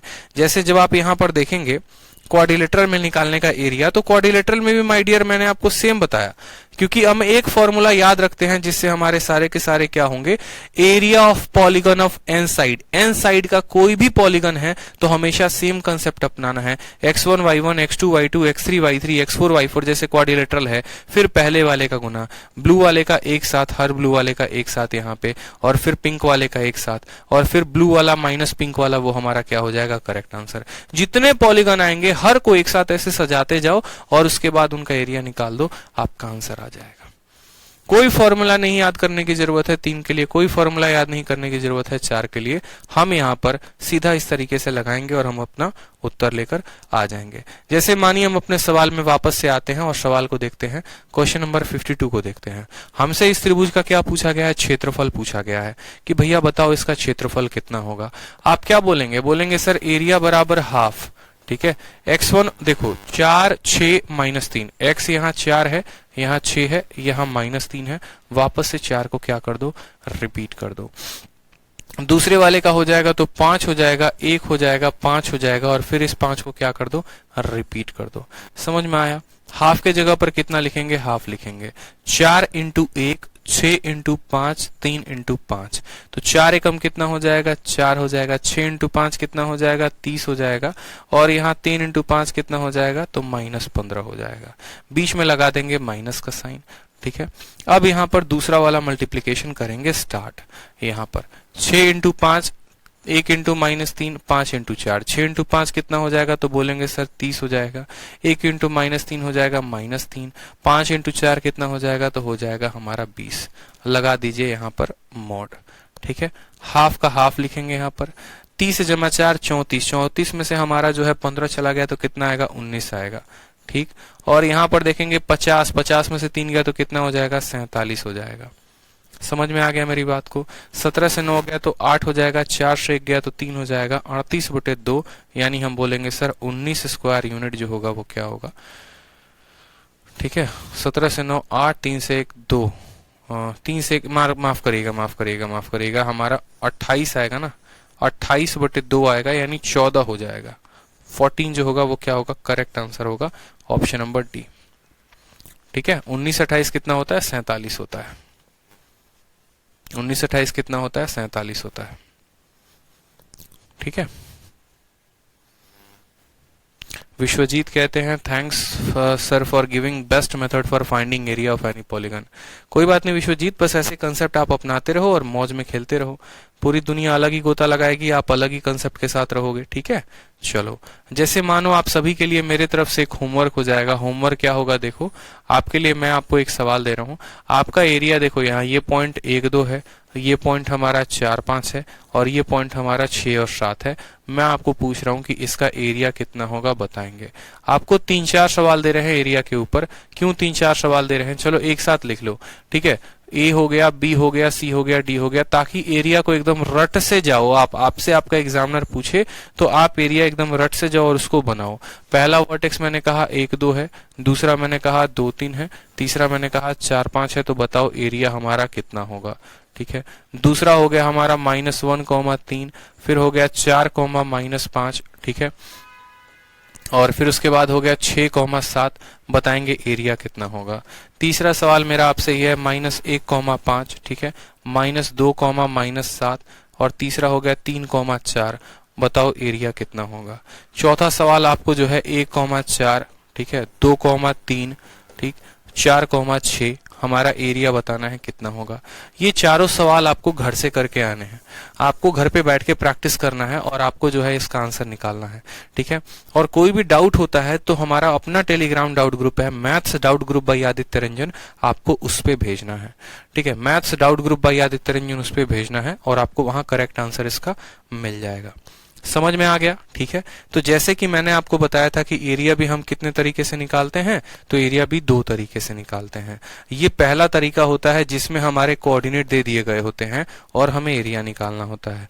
और इसका हमने तरीका भी सीख लिया कि कोई भी पॉलीगन है, n पॉलीगन है, तो n पॉलीगन का हम एरिया कैसे निकालेंगे। अब दूसरा जो तरीका होता है वो क्या होता है, एग्जामिनर के पूछने के ऊपर है। अब उसने हमसे मान लो कि अगर लाइंस के बिहाफ पे पूछ लिया कि लाइंस के बिहाफ पे हमें बताओ कि भैया अगर हमारी 3 लाइनें ऐसे काटनी है तो एरिया कैसे बनता है, तो या तो इसके उसको में बदल दो। ठीक है, और अगर उसमें नहीं बदलना चाहते तो फिर उसके बाद उसको वैसे ही निकालो कोऑर्डिनेट एक्सिस बनाकर। जैसे आ जाओ यहाँ पे क्वेश्चन नंबर 53 में। क्वेश्चन नंबर 53 का आंसर देखो। क्वेश्चन नंबर 53 में कहा गया है एरिया बताओ ट्रायंगल का जहां x एक्सिस है, y एक्सिस है और ये पॉइंट है। तो आपको क्या करना होगा, कोऑर्डिनेट बनाना होगा। आपने यहां पर क्या किया, कोऑर्डिनेट बनाया। ठीक है, आपको यहां पर कोऑर्डिनेट बनाना होगा। ठीक, मान लो यहां पर ये आपका क्या हो गया, कोऑर्डिनेट हो गया।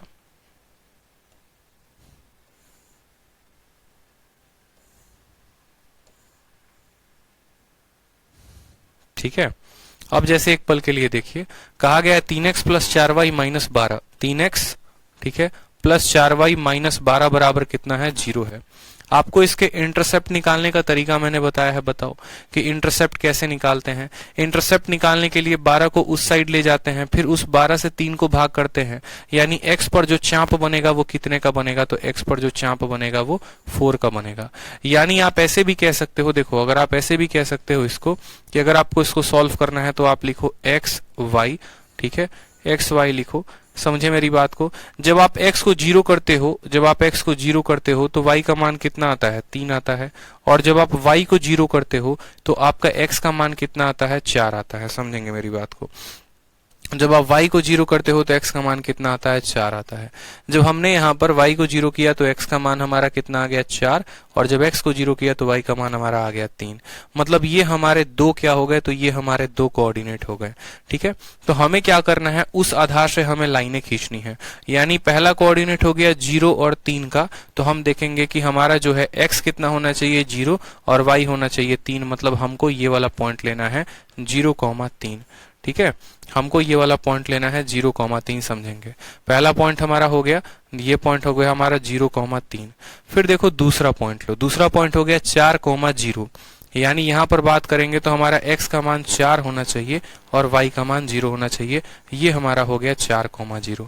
ये हमारा दूसरा पॉइंट हो गया। क्लियर है हमें इस बात पे। अब हमने ये दो पॉइंटें ले ली। अब इन दो पॉइंटों को ले लिया आपने ना, तो इन दो पॉइंटों के हिसाब से जो आपका बनता है आप इसको जोड़ो। यहाँ पे आपने यहाँ पर क्या किया, इनको कनेक्ट कर दिया। ठीक है, अब हमसे जो एरिया पूछा गया है वो क्या पूछा गया है वो देखो। तो बोला गया है ये वाली लाइन और एक्स एक्सिस और वाई एक्सिस। मतलब हमसे जो एरिया पूछा गया वो हमसे ये पूछा गया है, ठीक है। गौर से देखेंगे कि तुम्हें ये वाली लाइन जो है वो, ठीक है, फिर तुम्हें ये एक्स एक्सिस लेनी है और तुम्हें ये वाई एक्सिस लेनी है। मतलब आपको इसका एरिया बताना है कि ये एरिया कितना होगा। शेडेड एरिया का बताना है, ये शेडेड रीजन का एरिया बताना है कि ये शेडेड रीजन का जो एरिया होगा वो कितना होगा। तो ऐसे केस में शेडेड रीजन बताने के लिए देखो ये हमेशा क्या बनाते हैं, हमेशा राइट एंगल ट्रायंगल। दिख रहा है आपको, कभी राइट एंगल बनेगा कभी नहीं भी बनेगा। समझ में आ गया बात यहाँ पे। तो ऐसे केस में कभी भी अगर आपको एरिया निकालना है, कभी भी आपको एरिया निकालना है तो आप क्या बोलेंगे, सर एरिया बराबर, ठीक है, क्या बोलेंगे सर, एरिया बराबर, बहुत दुखी हो जाता है आदमी यार।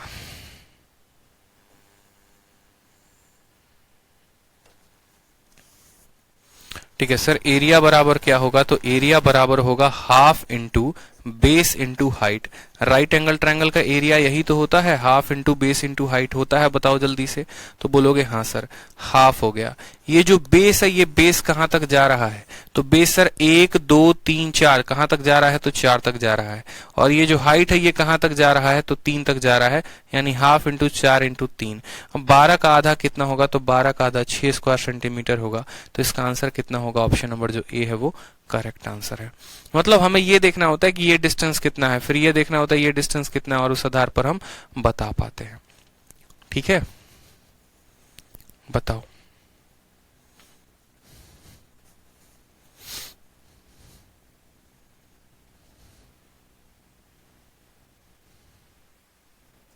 ठीक, अब जैसे मानो यही सवाल जो है, यही सवाल अगर आपको करना था और आपको बिना डायग्राम या बिना फोटो बनाए करना था, तो आप बिना डायग्राम या बिना फोटो बनाए कैसे करते।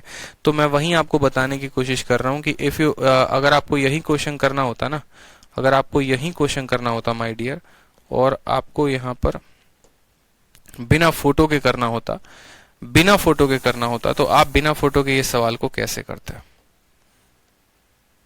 देखो, अगर मुझे बिना फोटो के ये सवाल को करना होता तो मुझे पता है कि भैया अगर मुझे सवाल बनाना है तो मुझे क्या करना पड़ेगा, मुझे यहाँ ये पता करना पड़ेगा सवाल में, मुझे यहाँ पर ये पता करना पड़ेगा कि उनके जो कोऑर्डिनेट होंगे वो कितने होंगे। एक त्रिभुज के तीनों कोनों का कोऑर्डिनेट अगर हमें पता चल जाता है तो हम उसका क्षेत्रफल निकाल देते हैं। ए का कोऑर्डिनेट क्या है, बी का कोऑर्डिनेट क्या है, सी का कोऑर्डिनेट क्या है, तो बड़े आसानी से हम निकाल देते हैं। लेकिन पहले कोऑर्डिनेट तो पता हो। जैसे यहाँ पर आपने देखा कहीं पर आपका एग्जामिनर कोऑर्डिनेट नहीं दिया था, आपने यहां पर ड्रॉ किया तो पता चला ठीक है पहला कोऑर्डिनेट 0 3 हो गया, दूसरा कोऑर्डिनेट 4 0 हो गया, और तीसरा कोऑर्डिनेट आपका ये ओरिजिन है। ओरिजिन कितना है, तो 0 0 है। अब अगर मैं आपको सिंपल एक दूसरा सवाल दे देता और मैं कहता कि मानो आपका ये ट्रायंगल है और ये ट्रायंगल के कोऑर्डिनेट क्या है, ये ट्रायंगल के कोऑर्डिनेट 0 0 है, ठीक है। फिर उसके बाद हमारा कितना है, तो 0 3 है, ठीक है, ये हमारा 0 3 हो गया और यहाँ पर हमारा 4 0 हो गया। और मैं आपको बोलता बताओ यहाँ पर कि इसका एरिया कितना बनेगा, आप तुरंत बोलते कि सर फॉर्मूला लगाते हैं हाफ इंटू, ठीक है, तो यहाँ पर x हो गया, यहाँ पर 0 और फिर यहाँ हो गया, देखो ये x1 हो गया, ये x2 हो गया, ये x3 हो गया, फिर x1। y1 की वैल्यू 0 है, यहाँ 3 हो जाएगा, यहाँ 0 हो जाएगा, फिर यहाँ 0 हो जाएगा। तुरंत का तुरंत फॉर्मूला लगाते, फॉर्मूला लगाने के बाद आप यहाँ क्रॉस मल्टीप्लाई जो मेथड सिखाया था वो करते, तो बोलते सर हाफ इंटू 0 0 0 0 0 0 0 आ गया, माइनस यहाँ पर फिर करते 0, फिर 4 इंटू 3 12, फिर 0, यानी 0 फिर 12 फिर 0, यानी बोलते सर 12 आता। यानी 12 का आधा आपका आंसर कितना आ जाता, 6 आ जाता। और यहाँ पर भी आंसर कितना आया है, 6 आया है। लेकिन महत्वपूर्ण बात क्या है, महत्वपूर्ण बात यह है कि अगर मुझे इक्वेशन दिया गया होता है तो हम यहाँ पर ऐसे ग्राफ बनाकर तब एरिया निकालते हैं, और अगर मुझे कोऑर्डिनेट दिया गया होता है तो हम ऐसे निकालते हैं। तो क्या अगर हमारा इक्वेशन दिया गया है तो हम उससे डायरेक्ट ये कोऑर्डिनेट को लिख सकते हैं? अगर हम डायरेक्ट कोऑर्डिनेट को लिख सकते हैं तो वही बात मैं आपको एक पतली गली बता रहा था कि बिना फोटो बनाए एरिया निकाल सकते हो। कैसे कैसे बिना फोटो बनाए एरिया निकाल सकते हो। जैसे मानो यहाँ पर इसमें फोटो की आवश्यकता नहीं होती, कब, जब हमारे कोऑर्डिनेट पता होते। और कोऑर्डिनेट को कैसे पता करते हैं अब वो सीख लो।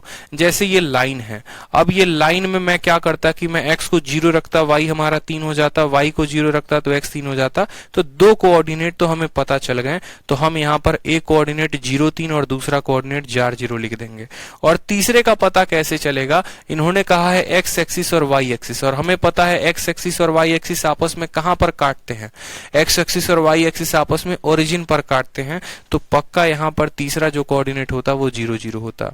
कल के दिन आपका एग्जामिनर अब क्या करता है, मानो कल के दिन आपका एग्जामिनर बोल देता है कि आपको एरिया बताना है। किसका बताना है, तो आपको बताना है x एक्सिस का, फिर आपको बताना है y एक्सिस का, ठीक है, और फिर आपको बताना है कितना, वो देखो जरा, 4x प्लस 3y, ठीक है।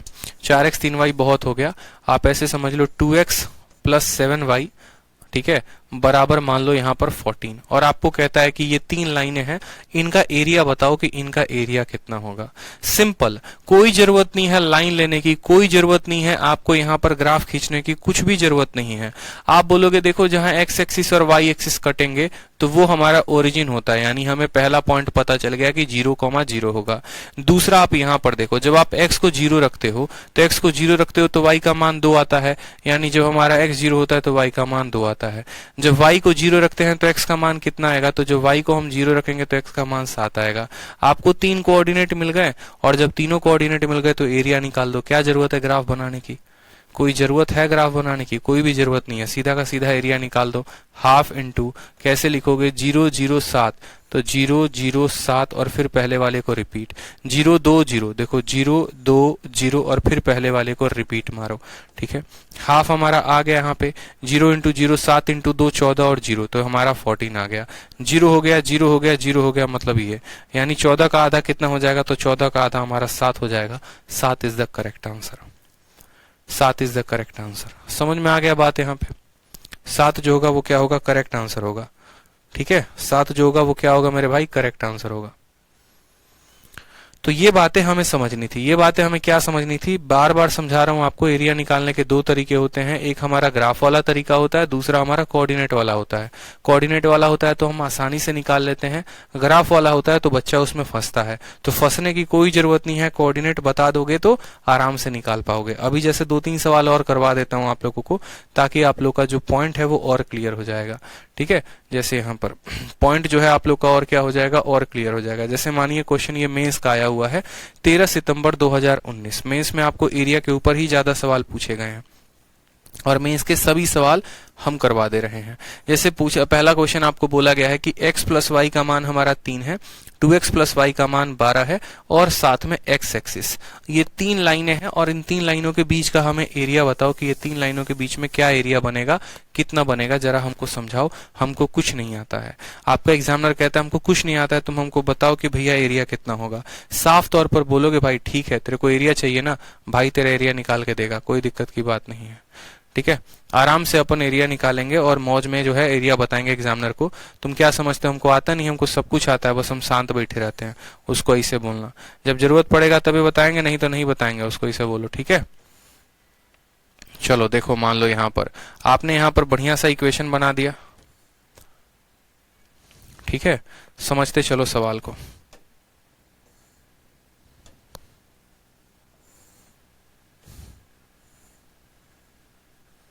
ठीक, अब आपका एग्जामिनर कहता है, ठीक है, कि तुम्हें एक लाइन, 2 लाइन और तीसरी कौन सी है, एक्स एक्सिस। कभी भी एरिया को बताने के लिए ट्रायंगल का एरिया निकाल रहे हो तो 3 लाइनों की आवश्यकता है, रेक्टेंगल का निकालते हो, सॉरी क्वाड्रिलेटरल का निकालते हो तो 4 लाइनों की आवश्यकता है। यहाँ पर हमें कम से कम 3 लाइनों की आवश्यकता है। तो ये रहा पहला, ये रहा दूसरा और ये रहा तीसरा। तो पहला लाइन में खुद मैं बताऊं, आप खुद मुझे बताओ कैसे कोऑर्डिनेट निकालोगे। x को 0 रखोगे तो y 3 आ जाएगा, यानी पहला वाला कोऑर्डिनेट, अगर हमारा x 0 है तो y 3, यानी ये वाला पॉइंट होगा। तो ये पॉइंट को लेना है 0,3। समझ में आ गया। फिर इसी में देखो, अगर y को 0 रखते हो, ठीक है, इसी को देखो, अगर y को 0 रखते हो तो x कितना आ जाएगा, तो x तुम्हारा 3 आ जाएगा, यानी यहाँ पर ये वाला पॉइंट लेना है, कौन सा, 3,0। अब बोलोगे सर ऐसा क्यों करते हो आप, x0 y0 क्यों करते हो? अरे ससुरा, तुम नहीं अगर मानोगे ऐसा तो तुम कैसे ड्रॉ कर पाओगे कि कौन सा लाइन कौन सा है? बताओ। इस लाइन को अगर मैं बोलूं कि इस लाइन को ड्रॉ करो, जैसे एग्जांपल के तौर पे मैं आपको सिंपल एक लाइन बोल रहा हूं, मैं आपको सिंपल बोल रहा हूं कि 2x + 3y = 6 है। इस लाइन को जरा बताओ कि इस कार्टेशियन प्लेन पे तुम इसको कैसे बनाओगे? बताओ कैसे बनाओगे? ये वाली लाइन कैसे बनाओगे? क्या ये वाली लाइन कहलाएगी, ये वाली कहलाएगी, ये वाली कहलाएगी? कैसे कहलाएगा? कैसे पता चलेगा कि भाई ये लाइन कहाँ है, कौन सी वाली लाइन है? तो बस पता करने के लिए कि ये लाइन हम कहाँ बनाते हैं, एग्जाम्पल के तौर पे 2x + 3y = 6, अगर आपको ये बताना है कि ये लाइन जो है ये कहाँ बना हुआ है, तो वो लाइन को बताने के लिए हम क्या करते हैं, पहली बार याद करो एनसीईआरटी का वो जमाना जब बचपन में इसे बक्सा बना दिया जाता था और बक्सा बनाकर आपको क्या लिखा जाता था, यहां पर बोला जाता था एक तरफ x लिखो एक तरफ y। x को जब 0 बनाओगे तो y का मान कितना आ जाएगा, 2 आ जाएगा, और y को जब 0 बनाओगे तो x का मान कितना आ जाएगा, 3 आ जाएगा। सॉरी, मैं बार बार उल्टा लिखता रहा हूं। जब y को 0 बनाओगे तो x का मान कितना आ जाएगा, 3। ये बक्सा बनता था, उस बक्से के आधार पे बनाते थे कि 0 और 2 कहां मिलेगा, x0 और y2, तो x0 और y2 मतलब ये वाला पॉइंट है, तो लिखते थे ये 0,2 है। फिर उसके बाद x3 और y0, तो तुम्हारा x यहाँ 3 हो गया और y 0 हो गया, ये वाला पॉइंट है। और तब इन दोनों पॉइंट को क्या करते थे, ज्वाइन करते थे। तो ये जो लाइन होती थी ना, यही वाली लाइनवा जो है ये होता था कि 2x + 3y = 6। यही लाइन 2x + 3y बराबर क्या होती है, यही लाइन 2x + 3y = 6 होती है। अब ये लाइन जहां जहां पर जाएगी और जहां जहां पर आएगी, जैसे मानो ये वाला पॉइंट पर आ रही है, इसका पॉइंट ऑफ इंटरसेक्शन निकालो, वो वैल्यू यहां डालोगे तो भी उस इक्वेशन को सेटिस्फाई करेगा। यहां पर जो वैल्यू आएगी इसकी वो भी डालोगे तो सेटिस्फाई करेगा। मतलब ये लाइन पर हर पॉइंट इस इक्वेशन को क्या करेगा, सेटिस्फाई। तो इस लाइन को कैसे ड्रॉ करते हैं, तो इस लाइन को ड्रॉ करने के लिए x को 0 y आ जाएगा, y को 0 x आ जाएगा। तो उसी तरीके से हमारा एग्जामिनर यहाँ क्या किया है, हमको 2 लाइन दिया है। तो पहला लाइन कैसे बनाएंगे, x0 तो y3, y0 तो x3, मतलब ये, तो ये हमारा क्या हो गया, ये हमारा हो गया पहला लाइन। समझ में आ गया आपको, ये हमारा क्या हो गया, पहला लाइन हो गया यहाँ पे। ठीक, अब बात करते हैं दूसरे वाले लाइन की। दूसरे वाले लाइन में देखोगे y को 0 रखोगे तो x का मान आ जाएगा 6, यानी यहां पर ये वाला पॉइंट लेना है कि y हमारा यहां पर क्या होगा, 0, तो x का मान कितना आ जाएगा, 6। y 0 तो x का मान 6। और अगर आप यहां पर x को 0 रखते हो तो y का मान कितना आ जाएगा, तो y का मान 12/5 यानी 2.4। y का मान 2.4, मान लो यहां पर ये पॉइंट आएगा 2.4। और फिर ये वाला पॉइंट और ये वाले पॉइंट दोनों को क्या करना है, आपको जोड़ना है। इन दोनों पॉइंट को क्या करना है, आपको जोड़ना है।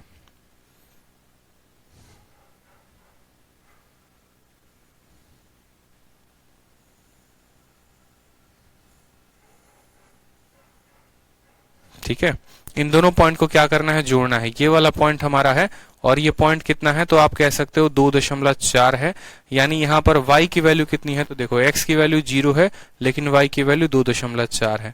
और फिर कहा गया देखो ये वाली लाइन चाहिए हमको, फिर हमको ये वाली लाइन चाहिए, ठीक है, और फिर उसके बाद हमें कौन सी पॉइंट चाहिए, फिर उसके बाद हमें ये x एक्सिस चाहिए। अब इसके बीच में जो ये एरिया बना है ना, हमको इस एरिया का मान चाहिए कि ये एरिया बताओ क्या होगा। ठीक है, ये एरिया बताओ कि ये एरिया क्या होगा। यही वाला एरिया आपसे एग्जामिनर पूछा है कि आपका ये दोनों लाइन के बीच में और एक्स एक्सिस के बीच में ये एरिया बताओ। अगर आपसे पूछता कि ये दोनों लाइनें होती और वाई एक्सिस होता तो आपको ये एरिया बताना पड़ता लाल वाला, लेकिन ये लाल वाला नहीं बताना है, आपको क्या बताना है, नीला वाला बताना है। तो नीला वाला एरिया कैसे बताओगे। अब भाई कभी भी कोई भी ट्रायंगल आपको अगर एरिया बताना होगा ना, तो याद रखना half into base into height, half into base into height, ये आपका क्या होता है, एरिया। तो बोलोगे सर हाफ हो गया, ये जो बेस है ये कितना है, तो बोलोगे यहाँ 0 से लेकर 6 तक और 0 से लेकर ये 3 तक, मतलब ये जो बेस है वो कितना है, तो 3 यूनिट है। ये पूरा का पूरा डिस्टेंस 6 यूनिट और ये डिस्टेंस 3 यूनिट, यानी ये जो बीच वाला है वो कितना होगा, तो बोलोगे सर बीच वाला 3 यूनिट है। अब फिर उसके बाद ये जो हाइट होता है ना, देखो यहां से यहां पर डालो, ये हर परपेंडिकुलर यही इसकी हाइट होती है। आपने ऐसा पढ़ा है कि जब एक ऑब्ट्यूज एंगल ट्रायंगल होता है और इस ट्रायंगल की हाइट निकालनी होती है तो इस रेखा को थोड़ा लंबा खींचते हैं और यहां से 90 डालते हैं। ये जो हाइट होती है ना, वही इस ट्रायंगल की हाइट कहलाती है। ऐसा आपको हमने ज्योमेट्री में पढ़ाया है। तो बिल्कुल, तो बस यहां पर वही पॉइंट लगाना है कि इस पॉइंट से ये वाली दूरी, और हमें पता है ये किस पर इंटरसेक्ट कर रहा है, 2.4 पर, यानी इसकी दूरी कितनी होगी, तो 2.4 कितनी होगी मेरे भाई, तो 2.4। समझ में आ गया मेरी बात को? ठीक है। अब यहां पर काटो, यहां तो 2 से काटोगे तो 1.2 बार में 12 इंटू 3 कितना हो जाएगा, तो 3.6 यूनिट हो जाएगा। ये हमारा क्या होगा, तो एरिया होगा। ठीक है, 12 3 के 36। हमारे ऑप्शन में इसमें करेक्ट करवाना होगा। ठीक है भाई, ऑप्शन में करेक्ट करना होगा हमें यहाँ पे। Half into 3 into 2.4। ये 2.4 कैसे आया, तो 2.4 इसके इंटरसेक्शन की वजह से आया। अगर वैसे नहीं करते सॉल्व तो इनको इंटरसेक्ट करवा के भी वो पॉइंट को पता कर, सॉरी माफ करना, यहाँ पर हाइट जो है 2.4 नहीं लेंगे। एक मिनट, यहाँ 3 लेंगे, माफ करिएगा, हाफ लेंगे। यहाँ पर बेस जो है हमारा 3 है तो 3 लेंगे। और ये मेरे भाई पॉइंट ऑफ इंटरसेक्शन है। अब ये पॉइंट ऑफ इंटरसेक्शन है तो इसका कोऑर्डिनेट 2.4 नहीं होगा। इसका कोऑर्डिनेट हम इन दोनों को सॉल्व करने के बाद लेकर आएंगे। इनका कोऑर्डिनेट इन दोनों को सॉल्व करने के बाद लेकर आएंगे। अगर एक लाइन ऐसा है, दूसरा लाइन ये है, तो ये किस बिंदु पर कोऑर्डिनेट, ये इसका कोऑर्डिनेट क्या होगा, तो इसका कोऑर्डिनेट वो पॉइंट होगा जो इस दोनों के इक्वेशन को सेटिस्फाई करेगा। मतलब हमें इन दोनों को क्या करना पड़ेगा, तो इन दोनों को सॉल्व करना पड़ेगा। तो आप बोलोगे सर x प्लस वाई बराबर कितना है, तो x प्लस वाई बराबर 3 है। और 2x प्लस 5y बराबर कितना है, तो 2x प्लस 5y बराबर 12 है। पहले वाले का दोगुना करो, तो दोगुना करोगे तो बोलोगे ये 2x हो जाएगा, फिर उसका y का दोगुना 2y हो जाएगा, 3 का दोगुना 6 हो जाएगा। काटोगे यहाँ तो x से x खत्म, 5 में से 2 गया तो 3 हो जाएगा, और 12 में से 6 गया तो 6 हो जाएगा। तो y का मान कितना आएगा, तो y का मान 2 आएगा। y का मान कितना आएगा, 2 आएगा। यानी जहां पर ये इंटरसेक्ट करता है उस पे y का मान 2 है। y का मान 2 है और 3 में से 2 गया तो x का मान कितना है, 1 है। समझ में आ गया? तो ये वाली वैल्यू कितनी हो गई, तो 3 यूनिट। और ये हाइट कितना हो गया, तो 2 यूनिट। जब यहां पर आप काटेंगे तो आपका आंसर 3 स्क्वायर यूनिट आएगा। आपका जो आंसर होगा ऑप्शन नंबर जो बी होगा वो करेक्ट आंसर होगा। समझ में आ गया बात? ठीक है, समझ में आ गया। एरिया जो होगा कितना होगा, 3 होगा। दोबारा से समझ लीजिए, जब भी ऐसे सवालों में एरिया निकालना होता है तो फिर पहला वाला पॉइंट ड्रॉ करते हैं, फिर दूसरा ड्रॉ करते हैं, फिर उसका इंटरसेक्शन से लेते हैं। ये वाली बेस देखिए कितनी हाइट है। अब मैं आपको कह रहा था कि यही सवाल आप शॉर्ट ट्रिक में बना सकते हैं। शॉर्ट ट्रिक से कैसे बना सकते हैं, सोचो कि अगर मुझे इस सवाल में इनके कोऑर्डिनेट का मान हो जाता पता, अगर मुझे इस सवाल में ये जो कोऑर्डिनेट था, जैसे ये वाला कोऑर्डिनेट था हमारा, ये दूसरा हमारा कोऑर्डिनेट था, और ये हमारा तीसरा कोऑर्डिनेट था। पहला कोऑर्डिनेट 3 0, दूसरा कोऑर्डिनेट 6 0, और तीसरा कोऑर्डिनेट इनका इंटरसेक्शन। अगर हमें ये बात पता चल जाता तो हम यहाँ पर इनका एरिया निकाल लेते। तो आप बोलते हाँ गुरुदेव, इनका एरिया निकाल लेते। तो इनका एरिया कैसे निकालते हैं, ये कोऑर्डिनेट के बारे में हमें कैसे पता चलता है? ये खुद तो नहीं बोलते कि मेरे कोऑर्डिनेट ये हैं। तो देखो इनसे हम एरिया कैसे निकलवाते हैं अभी। ठीक है, इनका एरिया कैसे निकालते हैं हम लोग वो देखते चलो। आप लोग बिना जो है ज्यादा इतना मेहनत किए, आपको बहुत आसान तरीका मैं बता रहा हूँ। इतना कुछ भी आपको मेहनत नहीं करना है, इतना कुछ भी आपको मेहनत नहीं करना है। सवाल में आपको बोला गया है कि पहली लाइन ये है, दूसरी लाइन ये है, और एक्स एक्सिस है।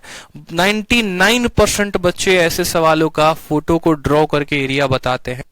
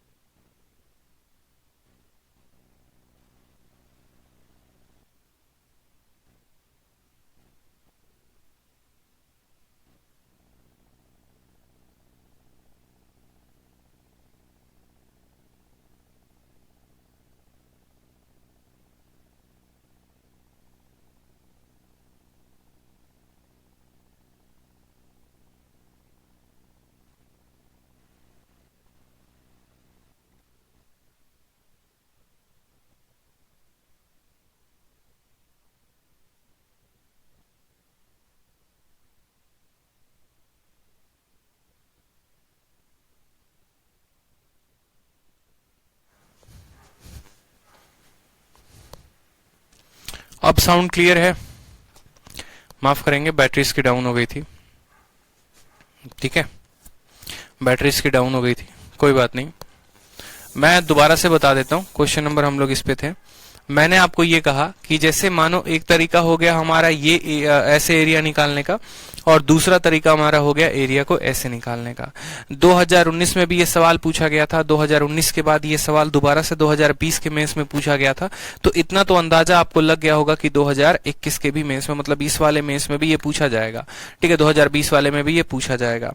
अगर आप बात करेंगे यहाँ पर, तो जब भी ऐसा सवाल आता है तो आपको फोटो बनाने की आवश्यकता नहीं है, बिना फोटो बनाए भी आप एरिया निकाल सकते हैं।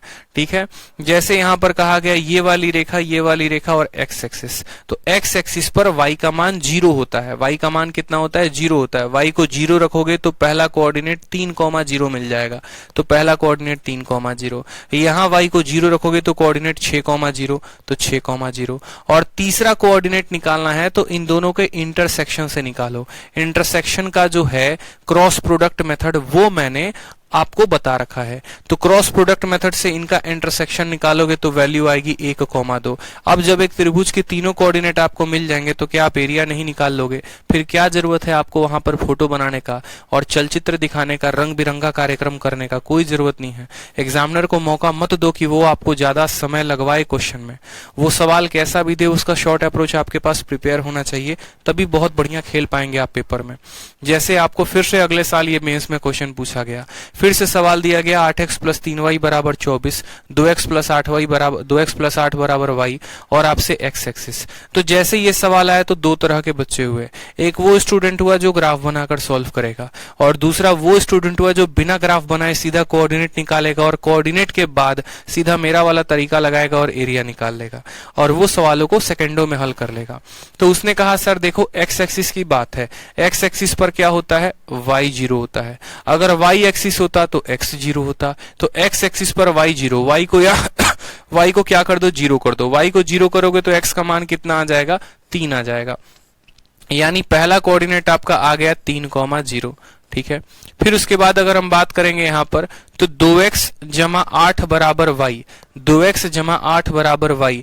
इसमें भी क्या करो? y को 0 करोगे तो x का मान कितना आ जाएगा? -4, तो y का मान -4। अब हमें पता करना है ये तीसरा वाला पॉइंट। तीसरा वाला पॉइंट किन से मिलेगा? तो इन दो पॉइंटों के इंटरसेक्शन से मिलेगा, विभाजन से मिलेगा। इंटरसेक्शन निकालने का तरीका याद करो, क्रॉस प्रोडक्ट मेथड। पहले x का कोएफिशिएंट लिखते हैं, फिर उसके बाद y का कोएफिशिएंट लिखते हैं, और ये -24 यहां लिखते हैं, उस 24 को इधर लेकर आते हैं। फिर दूसरे वाले इक्वेशन का x का कोएफिशिएंट लिखते हैं, फिर y का कोएफिशिएंट -1 लिखते हैं, और यहाँ कांस्टेंट लिखते हैं। ठीक, अगर x का मान बताना है, ये हमारा x होता है, ये y होता है, ये कांस्टेंट होता है। अगर हमारा x का मान बताना है तो x के लिए क्या करते हैं? इनको आपस में गुना, 8 × 3 = 24, इनको आपस में गुना तो कितना आएगा? 24 × 1 -24 × 1 कितना हो जाएगा? 24, और उसको क्या करेंगे? आपस में माइनस। यहाँ 24 × -24, x का कोएफिशिएंट कितना आ गया? 0 आ गया। x का कोएफिशिएंट मुझे दिख रहा है कि भैया 0 है। आप खुद देख लो, 8 × 3 = 24, -24 को -1 के साथ यानी 24 घटाओगे तो 0। x का कोएफिशिएंट 0 है। दोनों में किसी में x का मान 0 रखो, x का मान 0 रखोगे तो y का मान कितना आ जाएगा? 8 आ जाएगा। यानी यहाँ पर ये हमारा तीसरा कोऑर्डिनेट बड़े आसानी से निकल गया। जब हमारे तीनों कोऑर्डिनेट निकल गए तो बताओ एरिया निकालने में क्या हर्ज है?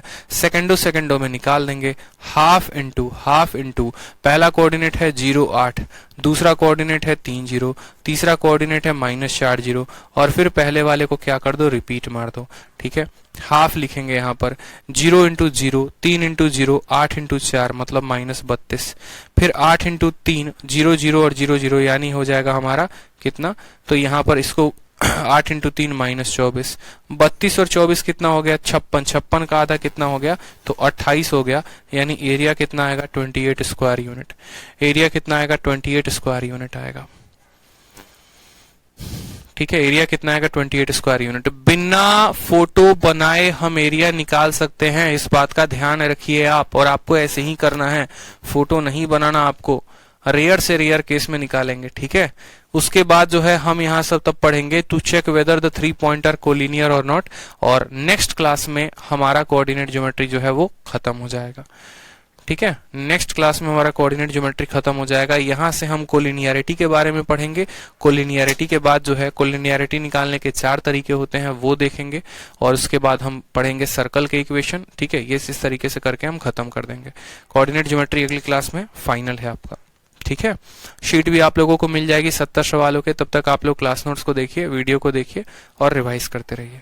ठीक, चलिए खुश रहिए, मस्त रहिए, ऑल द बेस्ट। मिलेंगे अगली वीडियो में। धन्यवाद।